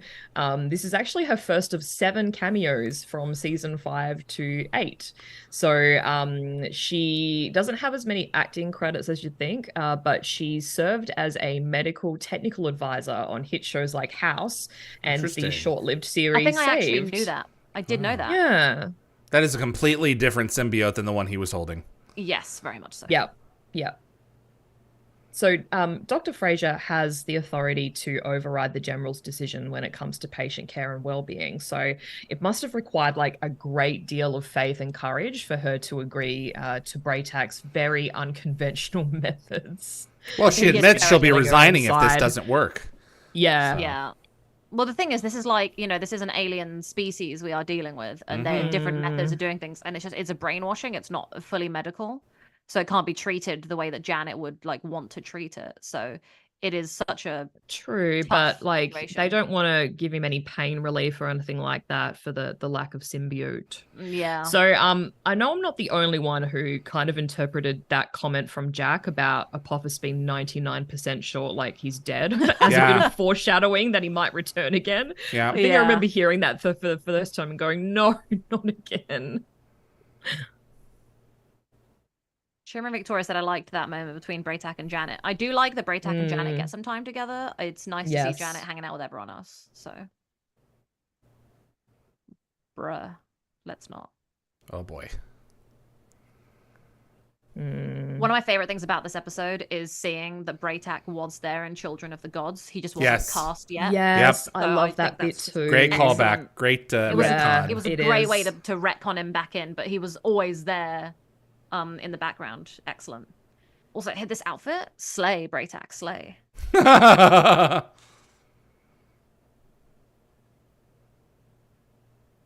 love the way that they're doing this. Yeah, you go. No, you go. I was going to say, I'm a huge fan of symbolism in TV and film. And I couldn't help but notice the feathers and beetles on Apophis's costume. Yep. So the feathers remind me of Icarus, who fell from the sky after his wings failed. Flew too close to the sun. Sort of similar to Apophis's fall in the previous episode. That's a good point. And it's interesting that he was defeated by the replicators, creatures who resemble bugs, just like the beetles on his collar. Fair point. Yeah. That's a really good point. It must be nice that they were like, hey, we're going to kill you off finally. But guess what? It's okay. You're coming back in a flashback immediately afterwards. You're not out of a job. Exactly. So it must be nice that he still gets to come back as Apophis so much. And I think I mentioned last week that I've been watching Better Call Saul. Yeah. And I really like that the flashbacks in that, as well as this particular episode, are like darker. Like the coloring is like off. Yep. Yeah. really sets the tone. Yeah, it does. I think that's another and you can reason why I love tell this that it's episode. not current. Yeah. Yeah. This episode feels really cinematic. I think that's why I love the season 4 to 5. I see it kind of like a 3 to 4 parter because they all kind of go. They're all part of each other in some way. Yep, this is the 4th of 4. Yeah. And I think that this episode is just so excellent and cinematic and beautifully executed. I honestly think this is one of the best episodes of Stargate, and I'm really glad that it's Teal'c centric because we don't get to focus on him enough. So to have this episode be this good is such it must be great for Christopher Judge. I love Daniel's line. What the heck was that? Yeah. Well, speaking of Christopher Judge, in a Starlog magazine interview I was reading, so he said that this episode provided a deep dive into Teal'c's past and focused on why he chose to betray the Goa'uld, and the show hadn't explored his motivations before, despite knowing Braytak played a role in his awakening. Chris actually said that he was particularly satisfied with this episode, and he felt it enriched Teal'c's character and made his future actions more meaningful. And he highlighted it as a standout moment for season 5. Yep, 100%. And to have it so early as well is just I love this show. By the way, Urius Tosh did share that their favorite episode, the favorite Braytak episode, was Keb. The one at Keb with Maternal Instinct. Yeah. Because it's his peak. Yeah, Braytak's tracking skills, no bounds. That guy can do anything. Yeah. Also, I was going to mention just before, like, Braytak's dialogue, I think, in this episode is, like, perfect. It's brilliant. And, like, I am 100% on board with his unproven methods. I think this is my favorite Braytak Teal'c episode. Same. Yes. Yeah, they have so many good ones, but this one is so good because it really shows how, like, Braytak knows Teal'c and, like, knows this. And he believes in him. And, like, I love in season 10, though, when, like, Braytak and Teal'c finally acknowledge the father-son bond they have. Yep. It makes me cry. Yes. Yeah, so I hadn't really seen Braytak much at all before this episode, because when I was growing up, I watched some of season 1, so I saw him in that one episode in season 1, and then I saw him again here, and I was like, I don't know this guy well. Yeah. So Right. I feel like to have this episode be like coming up as in such a pivotal point in my upbringing just goes to like this. The fact that this episode was one of my favorites as a kid and is still one of my favorites now just shows how damn good it is. Yeah. This is a great scene. So cute. It Talks about is. and Jaffa biology here. Yeah. Yeah. This is how this works. We learn that Braytak symbiote will reach maturity in Get that 2 serotonin. years. Yeah. So this is the first time we've heard of this. And the events of the Changeling next season are kind of set at a really crucial point for Braytak, considering the timeline he's just given for his symbiote. Within a year and a bit, they managed to get him the Tritonin. Yeah. Before, everything goes to hell. So, I love thank his God. line here. Life for the sake of life means nothing. You have to do something.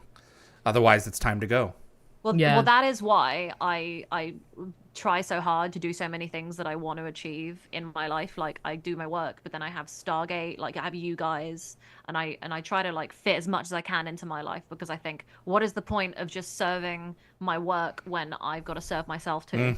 You know. Yeah. Well, but life is more than just narcissism. You know. Yeah. There is a balance. Yeah, there is a balance. Yeah. I think one of my favorite lines from all of science fiction, all of it, is season 3 TNG's The Offspring, and Data creates a daughter, and he says, she says, what is my purpose for being? And he says, to contribute in a positive way to the world in which you live. And if that is not a great meaning for life, then I don't know what is. So you actually bring up, that is like, you know, beautiful. that's great, because it reminds me of is it Fran in Stargate Atlantis? Yep. Because he's like, McKay's like, you're gonna die. Serve your And she's function. like, Yeah. I'm serving my function. Like, Yep. this is the greatest thing I could do. It's like, yes, girl. Yeah. This is a great conversation here, It because they're trying to establish that what you believe, you could not possibly believe. Yes. And the exchange between Daniel and Jack in terms of who should sit first is so funny. And the It Valar is. conversation. The Like, Yeah, I Valar? know. I said doesn't Valar. this guy come back in season 10 where he tries to make out with Valar? Yes. So Yeah. I was going to say it's David Lovegren. as think that's Valar. This is his Stargate debut, so he pops up later as Daryl Grimes in season 10's Bounty and Kalor in Atlanta's Yeah, he's a season judge. 5's Inquisition. Yeah. So, fun fact, he actually kicked off his acting journey in 21 Jump Street back in Peter 1987, and he even had a small part in the 1993 flick Cool Runnings as a Swiss captain. Interesting. Hey. Not seen it. Yeah. You haven't seen Cool Runnings? Nope. I was gonna say, like, it's one of the best movies of the early 90s. It's Really? so Add to the good. list. It's I was so busy watching good. Star Trek. All right.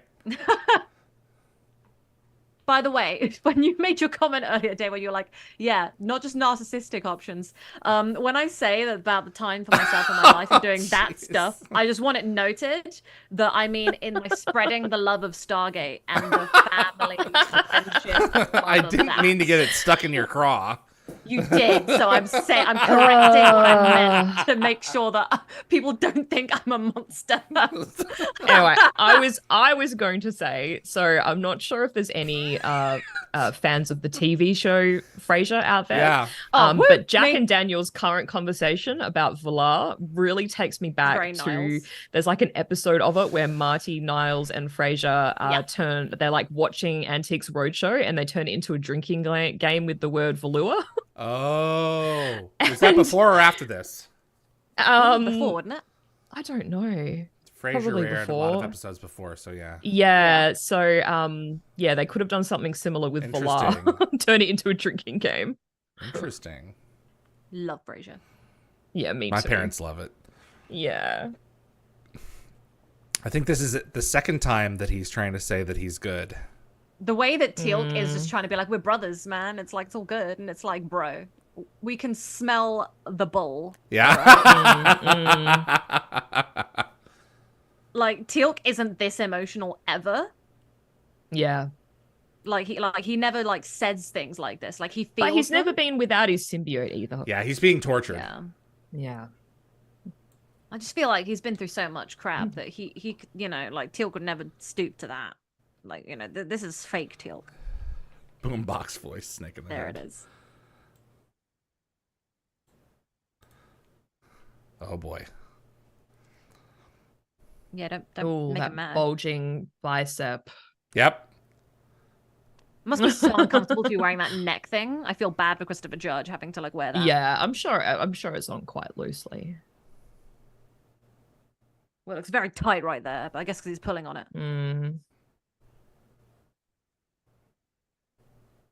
I love the way it cuts to the flashback here. It's so well done. Yes. Mhm. So, in one of Joe Malozzi's blogs, he said that this episode was particularly harsh for Chris Judge.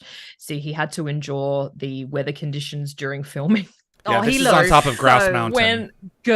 When they went to shoot the exterior scenes, they were greeted with an unexpected snowfall, which meant a very chilly experience for poor Chris, especially since he had to lie shirtless on the snow-covered ground. Yeah, but look at his like pecs. Look how damn good he looks. I know. This is great. This may be my favorite exterior from the show.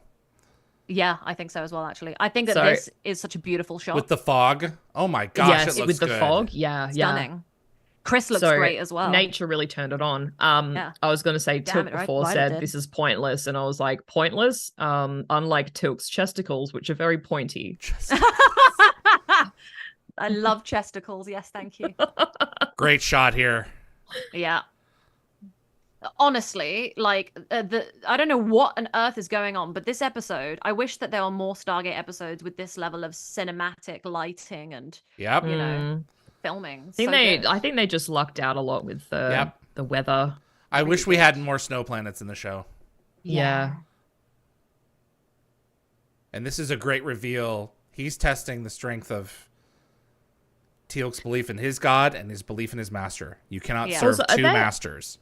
Are there tears in Braytak's eyes, or is it just cold? Because it does look Probably like a little they're like both. glistening a little bit in the bottom Yeah. of his I mean, eyes. so my Nan has very large sensitive eyes, so when it's cold and it gets a bit breezy, she's just Yes. weeping constantly. and she Yeah, can't that'd be control me it, as so. well. Yeah. Either way, it adds to his performance beautifully. Mhm. It does. Yeah. He gets to sit there with that warm thing on I think him. he had a towel on his back, but still. What a guy. Poor Chris.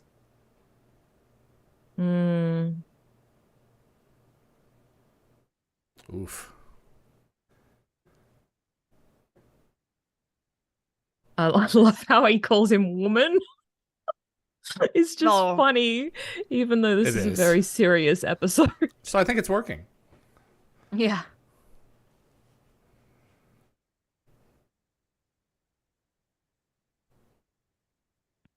Ugh. That's not true. You've questioned it for years and years. Times. Yeah. Yeah. Just someone pushed your reset button. Yeah. Dead. False god. Yeah.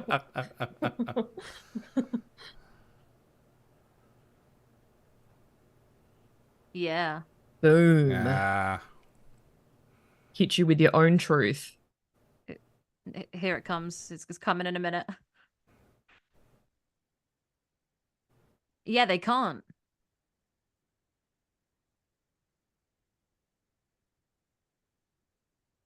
Yeah. So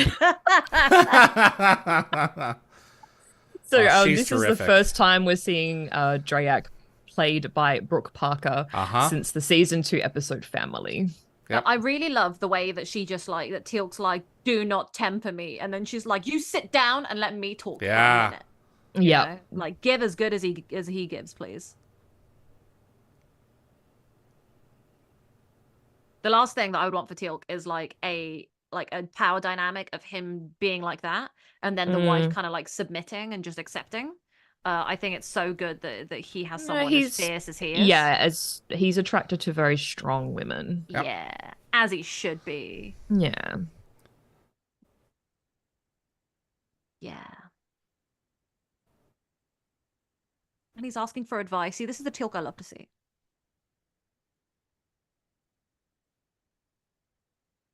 And his wife is beautiful. Mm-hmm. Oh, stunning. Yeah. I wish we had more of them together. Yeah. Yeah. I'm excited for Ishtar, but I'm sad to see her go. Yes, I believe you did. Not on purpose. Obviously delirious because he called her a woman. Lockwood has said as they were really in the snow, they put cotton in the hole that Teal'c was in, so his bare skin would not be on the snowbed. And they said that they did have doubles for the fall in the snow and the fight scene. Ah, okay. Wow. Still would have been cold though. This is probably Janet's hardest season. She watches Teal'c go through this, and she stays up for days and days watching Daniel die. Yeah. Yeah, well, that's it. Yeah. Yeah, a season bookended by some pretty awful medical dramas. Yeah. Oh, yeah. You talked about fabric velour.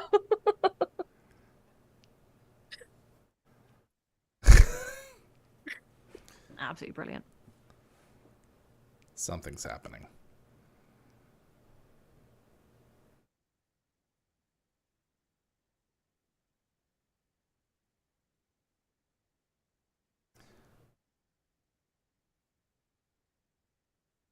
I would not sleep. No. I might close my eyes, but I would not sleep. No. Oh, it's just, yeah, he just tries to use her compassion against her. I feel kind of bad that she's on her own doing this. Yeah. She's got this. Yeah. She does. She stands firm. He tries to exploit her, but she stands firm. Yeah, you're not going to get her, bro. You ain't getting her.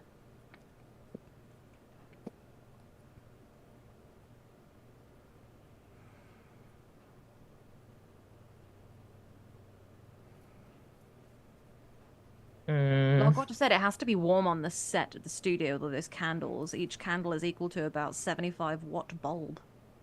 Yeah. Wow. So one extreme to the other. Mm-hmm. Yeah. And apparently Christopher was ripping them the entire episode. So brilliant. Yeah. They had to clear the room a few times. God.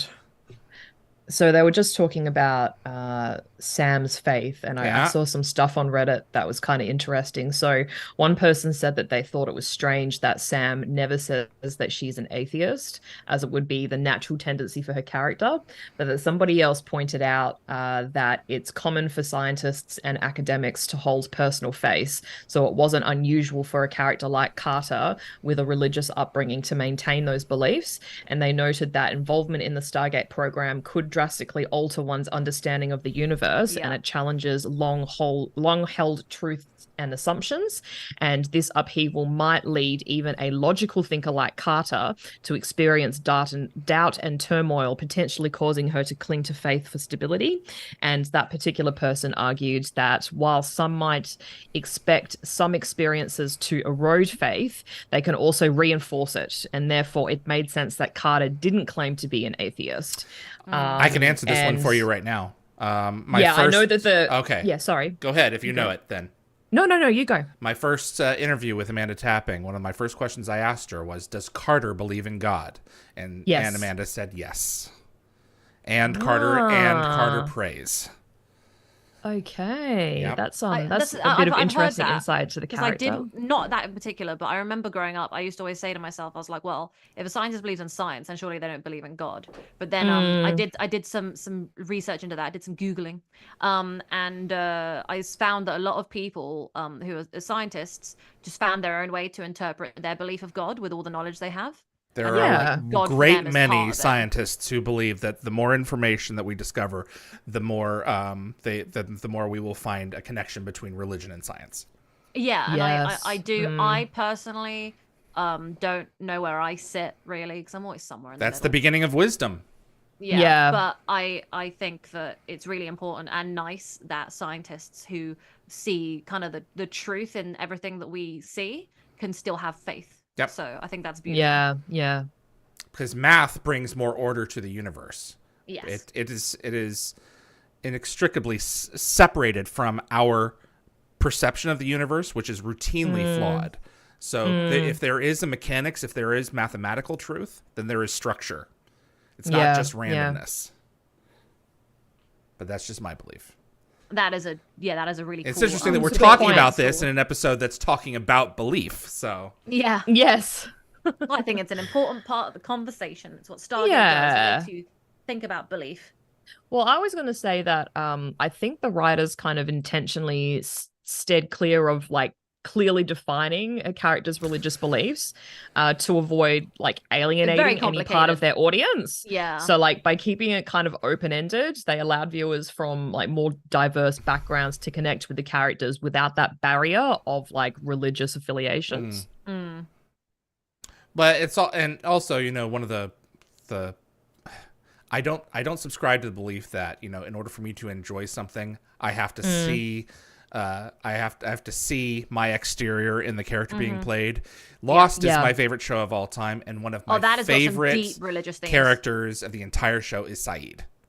I relate to Saeed so much. Yes, and he's Muslim. Yes. Yeah, because you know, religion, when you get down to it at the end of the day, you're all kind of not believing the exact same thing, but religion all kind of follows very similar themes and appreciations and understandings. And so people may have different religions and different faiths, but the fact that everyone believes in that and has that, it's a shared like connection, you know. Yeah, like similar cause. Yeah. That was a great matte painting, by the way. Yes. It really was.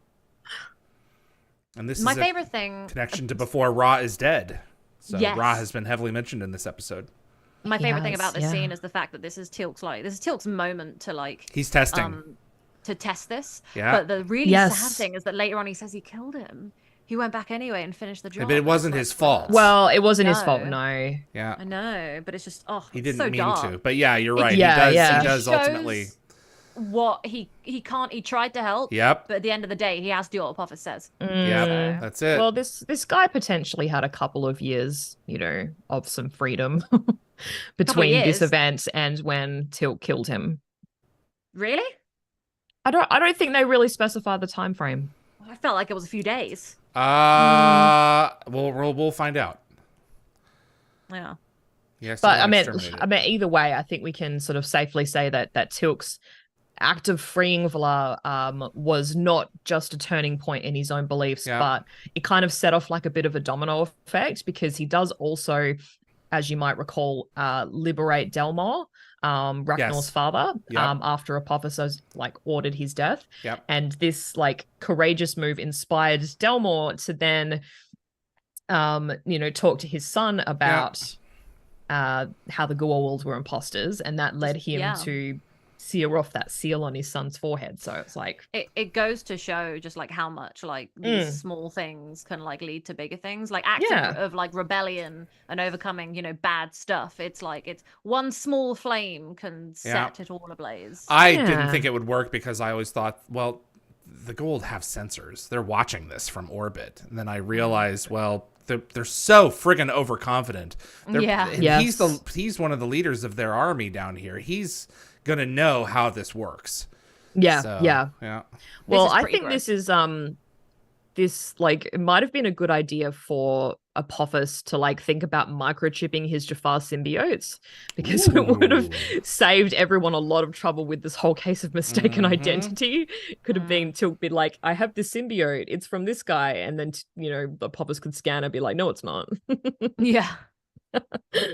Look how proud and he is. We're about to see in a second the little Easter egg in the window reflection of the PD Peter DeLuise. Yeah, I loved it because I didn't pay attention to who was directing this episode at the time, because obviously I was a kid, but I just remember seeing PD and being like, oh, I know that. So, oh, you did? Yeah.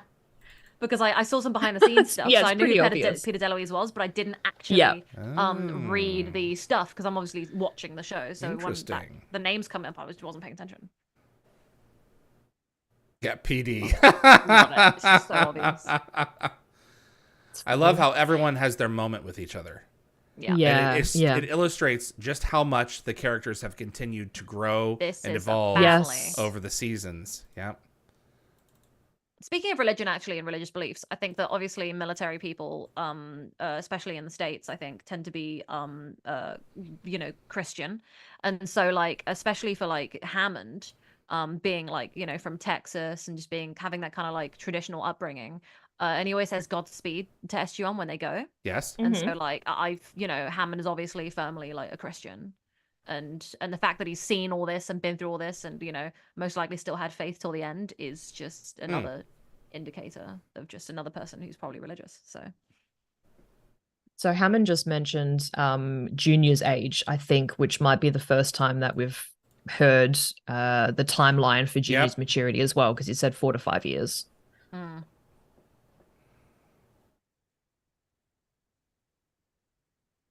Oof. This is a sad moment. This is a really great representation of just all the times, like, I think about all the times Teal'c, like, got home, got into bed, and then, like, had, like, nightmares about all the bad stuff he had to do.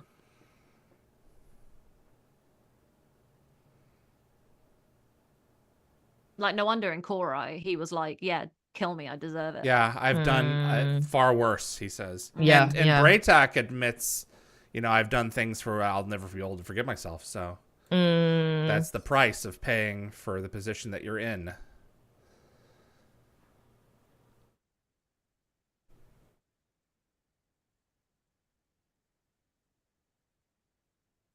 Yeah, so there's no indication of how much time has passed between those two events. That's a fair point.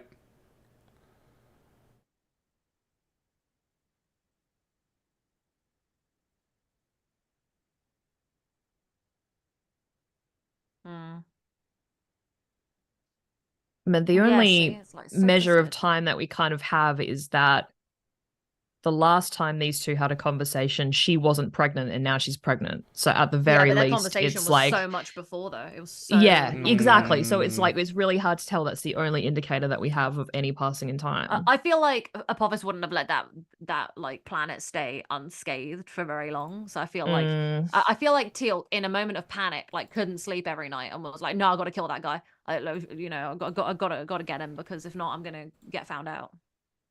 It's a fair point. No, I wouldn't be able to sleep at night. I'd be stressed. Yeah. I'd be like, "Oh, got to kill him," but I don't want to because he's a good guy. Oh, this is when he comes running in with his lovely new Like forehead. he's like a little child, really excited that he's like Yeah. won some sort of prestigious award or something. Yeah, Yep. it's not an award you want, bro. Nope. No. Also, a nightmare to cover up. So, a black tattoo is a lot easier to cover up.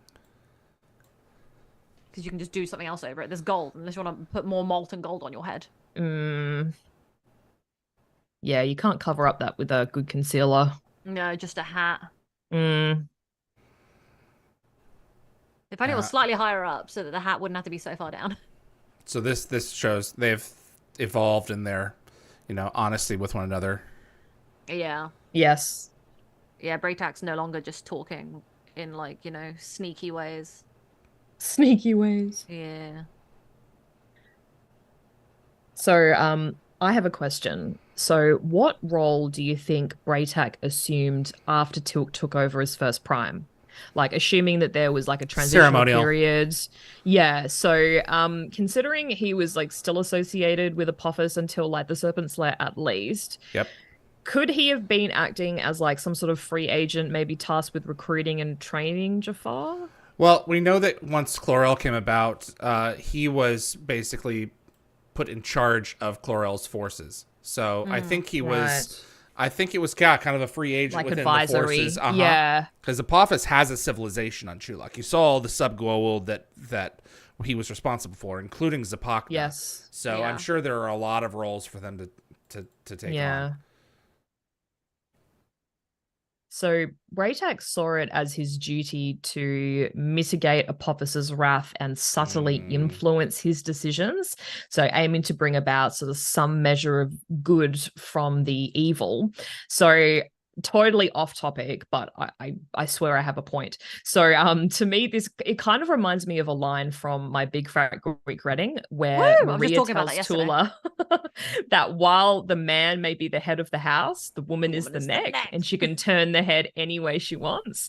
So Favorite similarly, Braytak considered himself like the one who could steer Apophis's action, much like the neck controls the head. Have you seen Macbeth? I mean, come on. Yeah.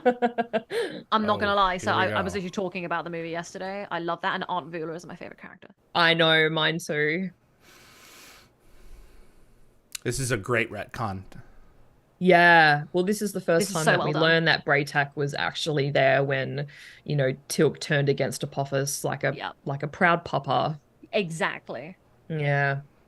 Uriasor said probably was like first Prime of Chlorel for a smidge. Yeah, I mean, yeah. Maybe, like, he was yeah. put in charge, so makes sense. Yeah, but you're only one. And Teal'c, so. Mm-hmm. Love it.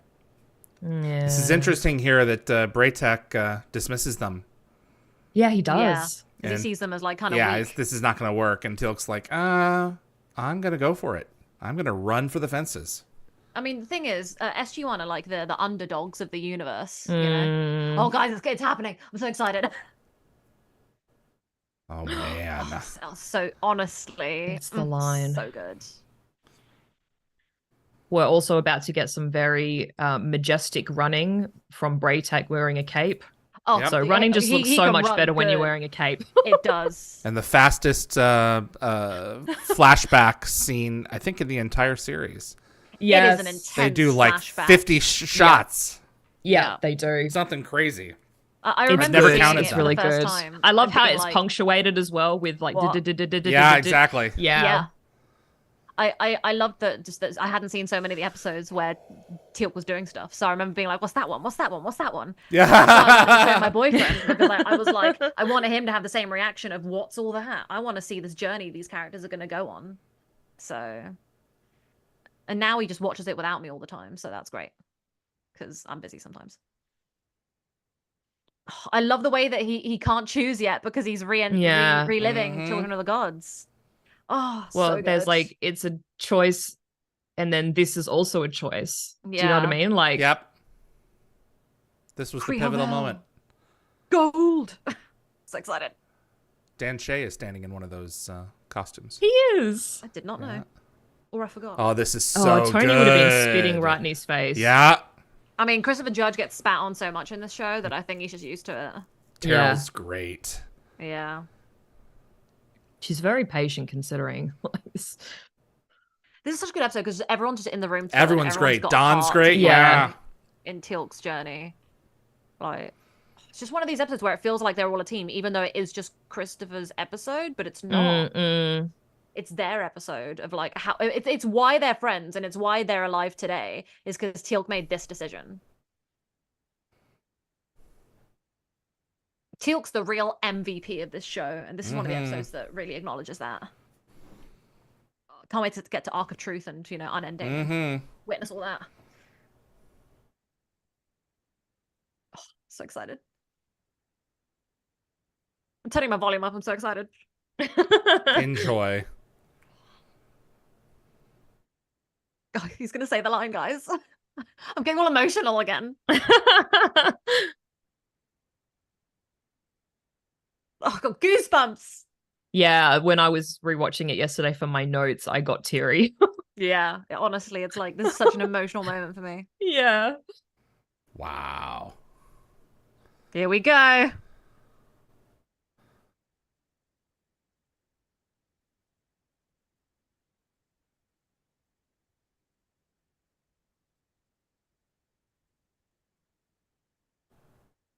Oh, I was holding my breath during that whole sequence. So was I.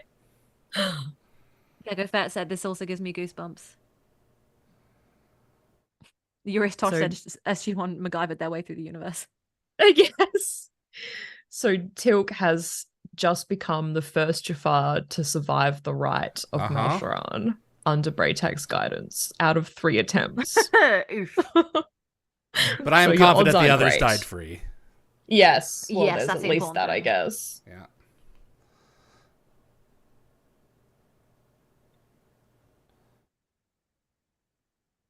Now get that man some Salisbury steak because that's his favorite. That's it. So I'm not crazy about it, but okay. Yeah. So I was reading through the Reddit comments again for this episode, and one person said that they felt it was a little too convenient how quickly Teal'c was allowed back into SG-1 after this brainwashing, given his earlier deceptive behavior. So the rapid resolution, they said, and gained trust seemed implausible, leaving the viewer dissatisfied with the ending and questioning Teal'c's reliability. And they were also disappointed with the direction of Teal'c's character development in this episode. But there was another comment from someone who praised the episode as a masterpiece and highlighted the emotional impact of the flash of images that we just saw at the end. And they felt deeply invested in Teal'c's arc and commended the episode's editing, and they believed it deserved more recognition than it receives. I think Braytak sells it. Yeah. If it wasn't for Braytak being there, you wouldn't believe that what Teal'c said. You'd never believe it again. Yeah. Yes. Yeah. I think you said in one of your interviews with Joe Malozzi that the actors eat it up. Yes. They just have some fantastic scenes together. This is just such and a good episode. they do really make this episode what it is.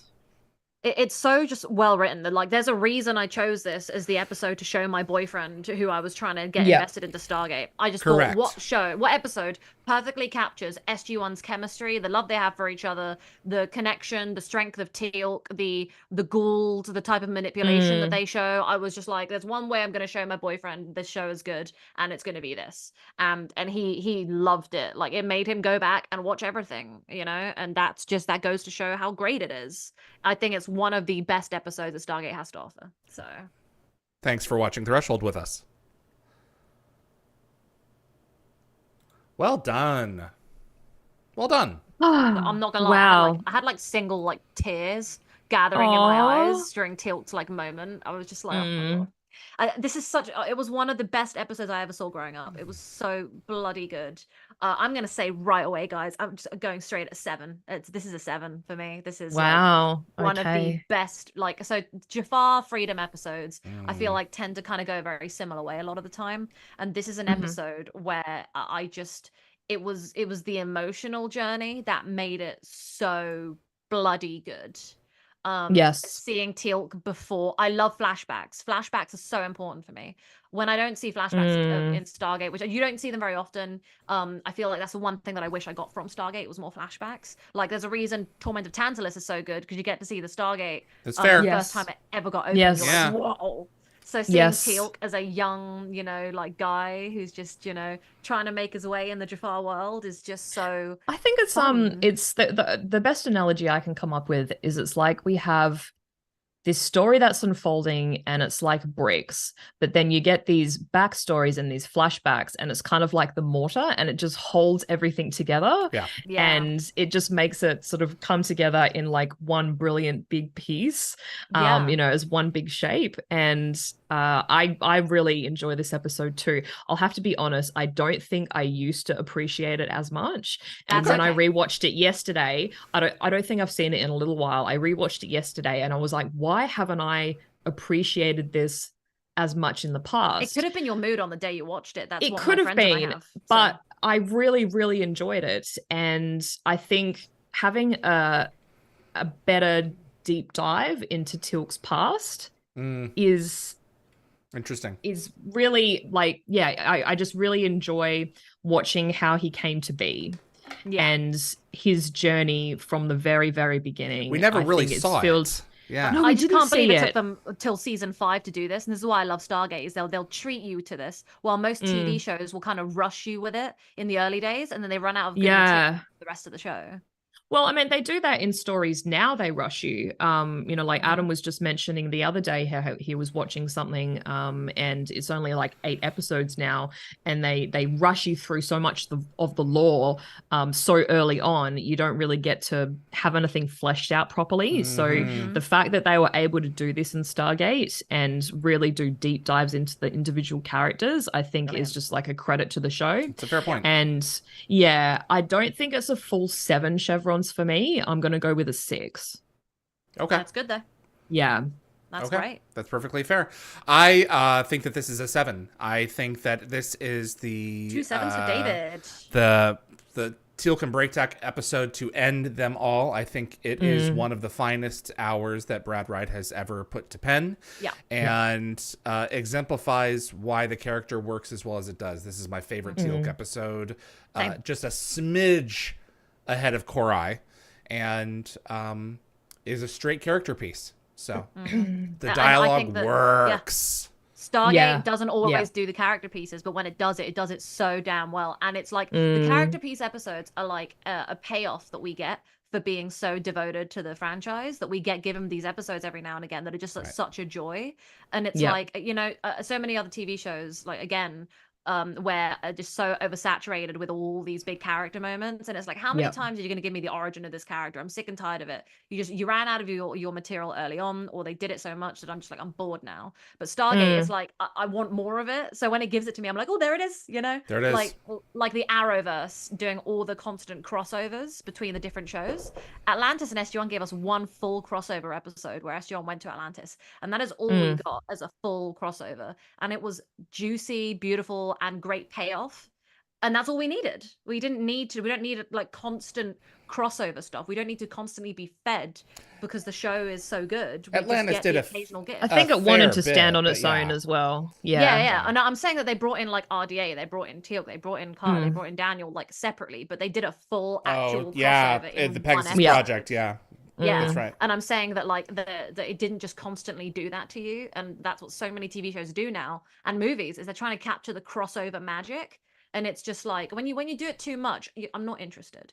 And when you do character pieces too much, I'm not interested, because then there's nothing unique and special about those episodes. But Stargate, every now and again, just goes, hey, I got you. Like, I had no idea this was coming. When I was a kid, I was like, oh yeah, I don't know what they're gonna do. Seeing all this stuff, I was shook. I couldn't believe because after I'd seen season 1, I'd seen season 4, so I was like, I know what Stargate is. It's an episodic show, you know, like where nothing really carries over too much, because Stargate is focusing on its hour of television every week. So to have such a beautiful long storyline and I remember watching it being like as a kid going, oh, we're getting Threshold like now. I was like, I would have expected this way earlier on, but like I get to the privilege of waiting till season 5 to be given this gift. Like, yes. and there wasn't any rush to give us it because they already told us Teal'c's background, but we never saw it.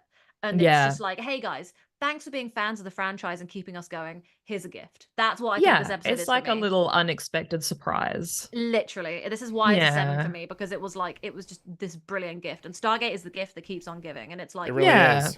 I guess they didn't need to do this deep dive. And no, they didn't. chose to, and it's really enriched both Stargate and also Teal'c's story. I think. And I just love the way that like we still have so much more to come. Like Lost City and the beginning of Atlantis is such a pivotal, huge payoff, like movie level episodes, and we get that because of our like dedication to the franchise. And it's like I miss when executives and showrunners like respected their audience and like gave them, I'm not saying they don't now, but I'm saying I felt a level of mutual respect with the showrunners where they appreciated us and we appreciated them back, and so there was like this mutual like love, while like now you got places like Netflix that are like, oh, you're not making us enough money, get out of the way. And it's and so thank you, you know, Brad Wright, for writing this. No fan service anymore. No, and the fans are what keep things alive, so they need to respect us and appreciate the franchise. So I'm really passionate about this episode. Really? I didn't notice. I should probably get onto the ratings from everyone else now, so I'm going to do that. Eurus Tosh said that was a hoot. Yes, it was. Gecko Fett, 7 out of 7. Well written. This episode always gets to me, especially the last scene always gives me goosebumps. Damn right, I agree. Jean Diada, I lean toward a 5, but Braytac is so good. I'm going to go with a 6. Love that. I'm glad that you felt that way. This one is a 6 for me, almost a 7. Seeing a bit more of Teal'c's background and the close relationships that evolved between Braytac and Teal'c deserves a 6. Lockwatcher, 7 chevrons. Teal'c and Braytac centric episode is a stunner. Looks like a clip show, doesn't feel like one. Yeah, because it's not your classic clip show. That's true. Janet should have cured Teal'c with that little flashlight. Couldn't even without the flashlight. We died a 7 out of 7. Mac Bolan's Conscience, 5. It's a nice episode. Shimmering Victoria, high 6. I love the emotions. Shirtless Teal'c. Yep. Wonderful Braytac. And of course, Janet's own struggle she was going through. Great acting. Yes, really appreciate that. Candy Mitch said, really more flashbacks. I think there were too many, especially the first few seasons. If there were more flashbacks, it would wreck the series as a whole. Oh, God. Wait, so is that a negative, Candy? You have not given a rating. I'm curious to see how I should be interpreting what you're saying there. Because I think that this is a different kind of flashback. Because the other ones are just reused clip shows. This is not a reused clip show. This is just they had that one flashing sequence, but they didn't really waste your time. I wish all clip shows were like that. Apparently, Shimmering Victoria's DVD player gave up halfway through, so that was interesting. Yeah, she was stuck. Yeah, I saw that. So sorry to hear that. Do you still have a rating for Shimmering Victoria? Oh no, you did. High 6. Appreciate you. Logwatcher, this 3-episode arc completed a whole storytelling and prepped us for the future to come. Yes, it did. Gene Diada, constant crossovers make watching later so hard. Yeah, I'm glad that they didn't do it as aggressively as other shows. Jed Ted, 7 chevrons. I choose freedom. Yes. Oh, good. Becca, this one is difficult for me. There's amazing acting, great story, yet for some reason it doesn't completely hold my attention. I've enjoyed it more watching it with you. Yay! Yes. Thank you, Becca. That's awesome. So a 5. I get that. That is the thing. So actually, I do want to discuss that in a minute before David inevitably has to yeet off and Evie needs to go back to sleep. And then we've got. Thank you, Logwatcher, for saying, appreciate you taking time with us. It's so much fun. Jacob, 7 chevrons. No doubt one of the best SG-1 episodes in my top 10 and the best Teal'c-centric one. It's an utterly gripping story of its own and also a great wrap-up of the 4-episode epic arc. Ready for more. We Died said I worry about Amazon. Yes, we all worry, but Amazon seems to be doing better. Amazon's I'm going to appreciating what Amazon. they're doing. So yeah. I feel like they have more money to burn with everything that they have. They've got a bit more to do. I feel like a lot of shows don't do as well as on Netflix, but they still keep them going. So fingers crossed. We'll see. Dan Ben 4 out of 7. Nick Nart 5. Candy Mitch, this isn't flashback. Was just a general comment about flashbacks. Yes, good. Okay, good. Yeah, that's what I thought. This is a 6. Yeah. So I just want to say, so Yvie, based on your earlier comment, what are you happy to say what your original rating would have most likely been for Threshold? And it now is a 6 you gave it? Oh, I think we talked about last week how our ratings usually don't waver 1 point, more than 1 point either side, watching it like together and discussing it together as a group. But I think my rating has gone up a couple of chevrons for this episode, to be honest. I'm just wondering, I don't think I've seen this episode as many times as I have some of the other episodes that I would deem to be my more preferred episodes. Yeah. So I think this might be one of the ones that I occasionally skip. That's but okay.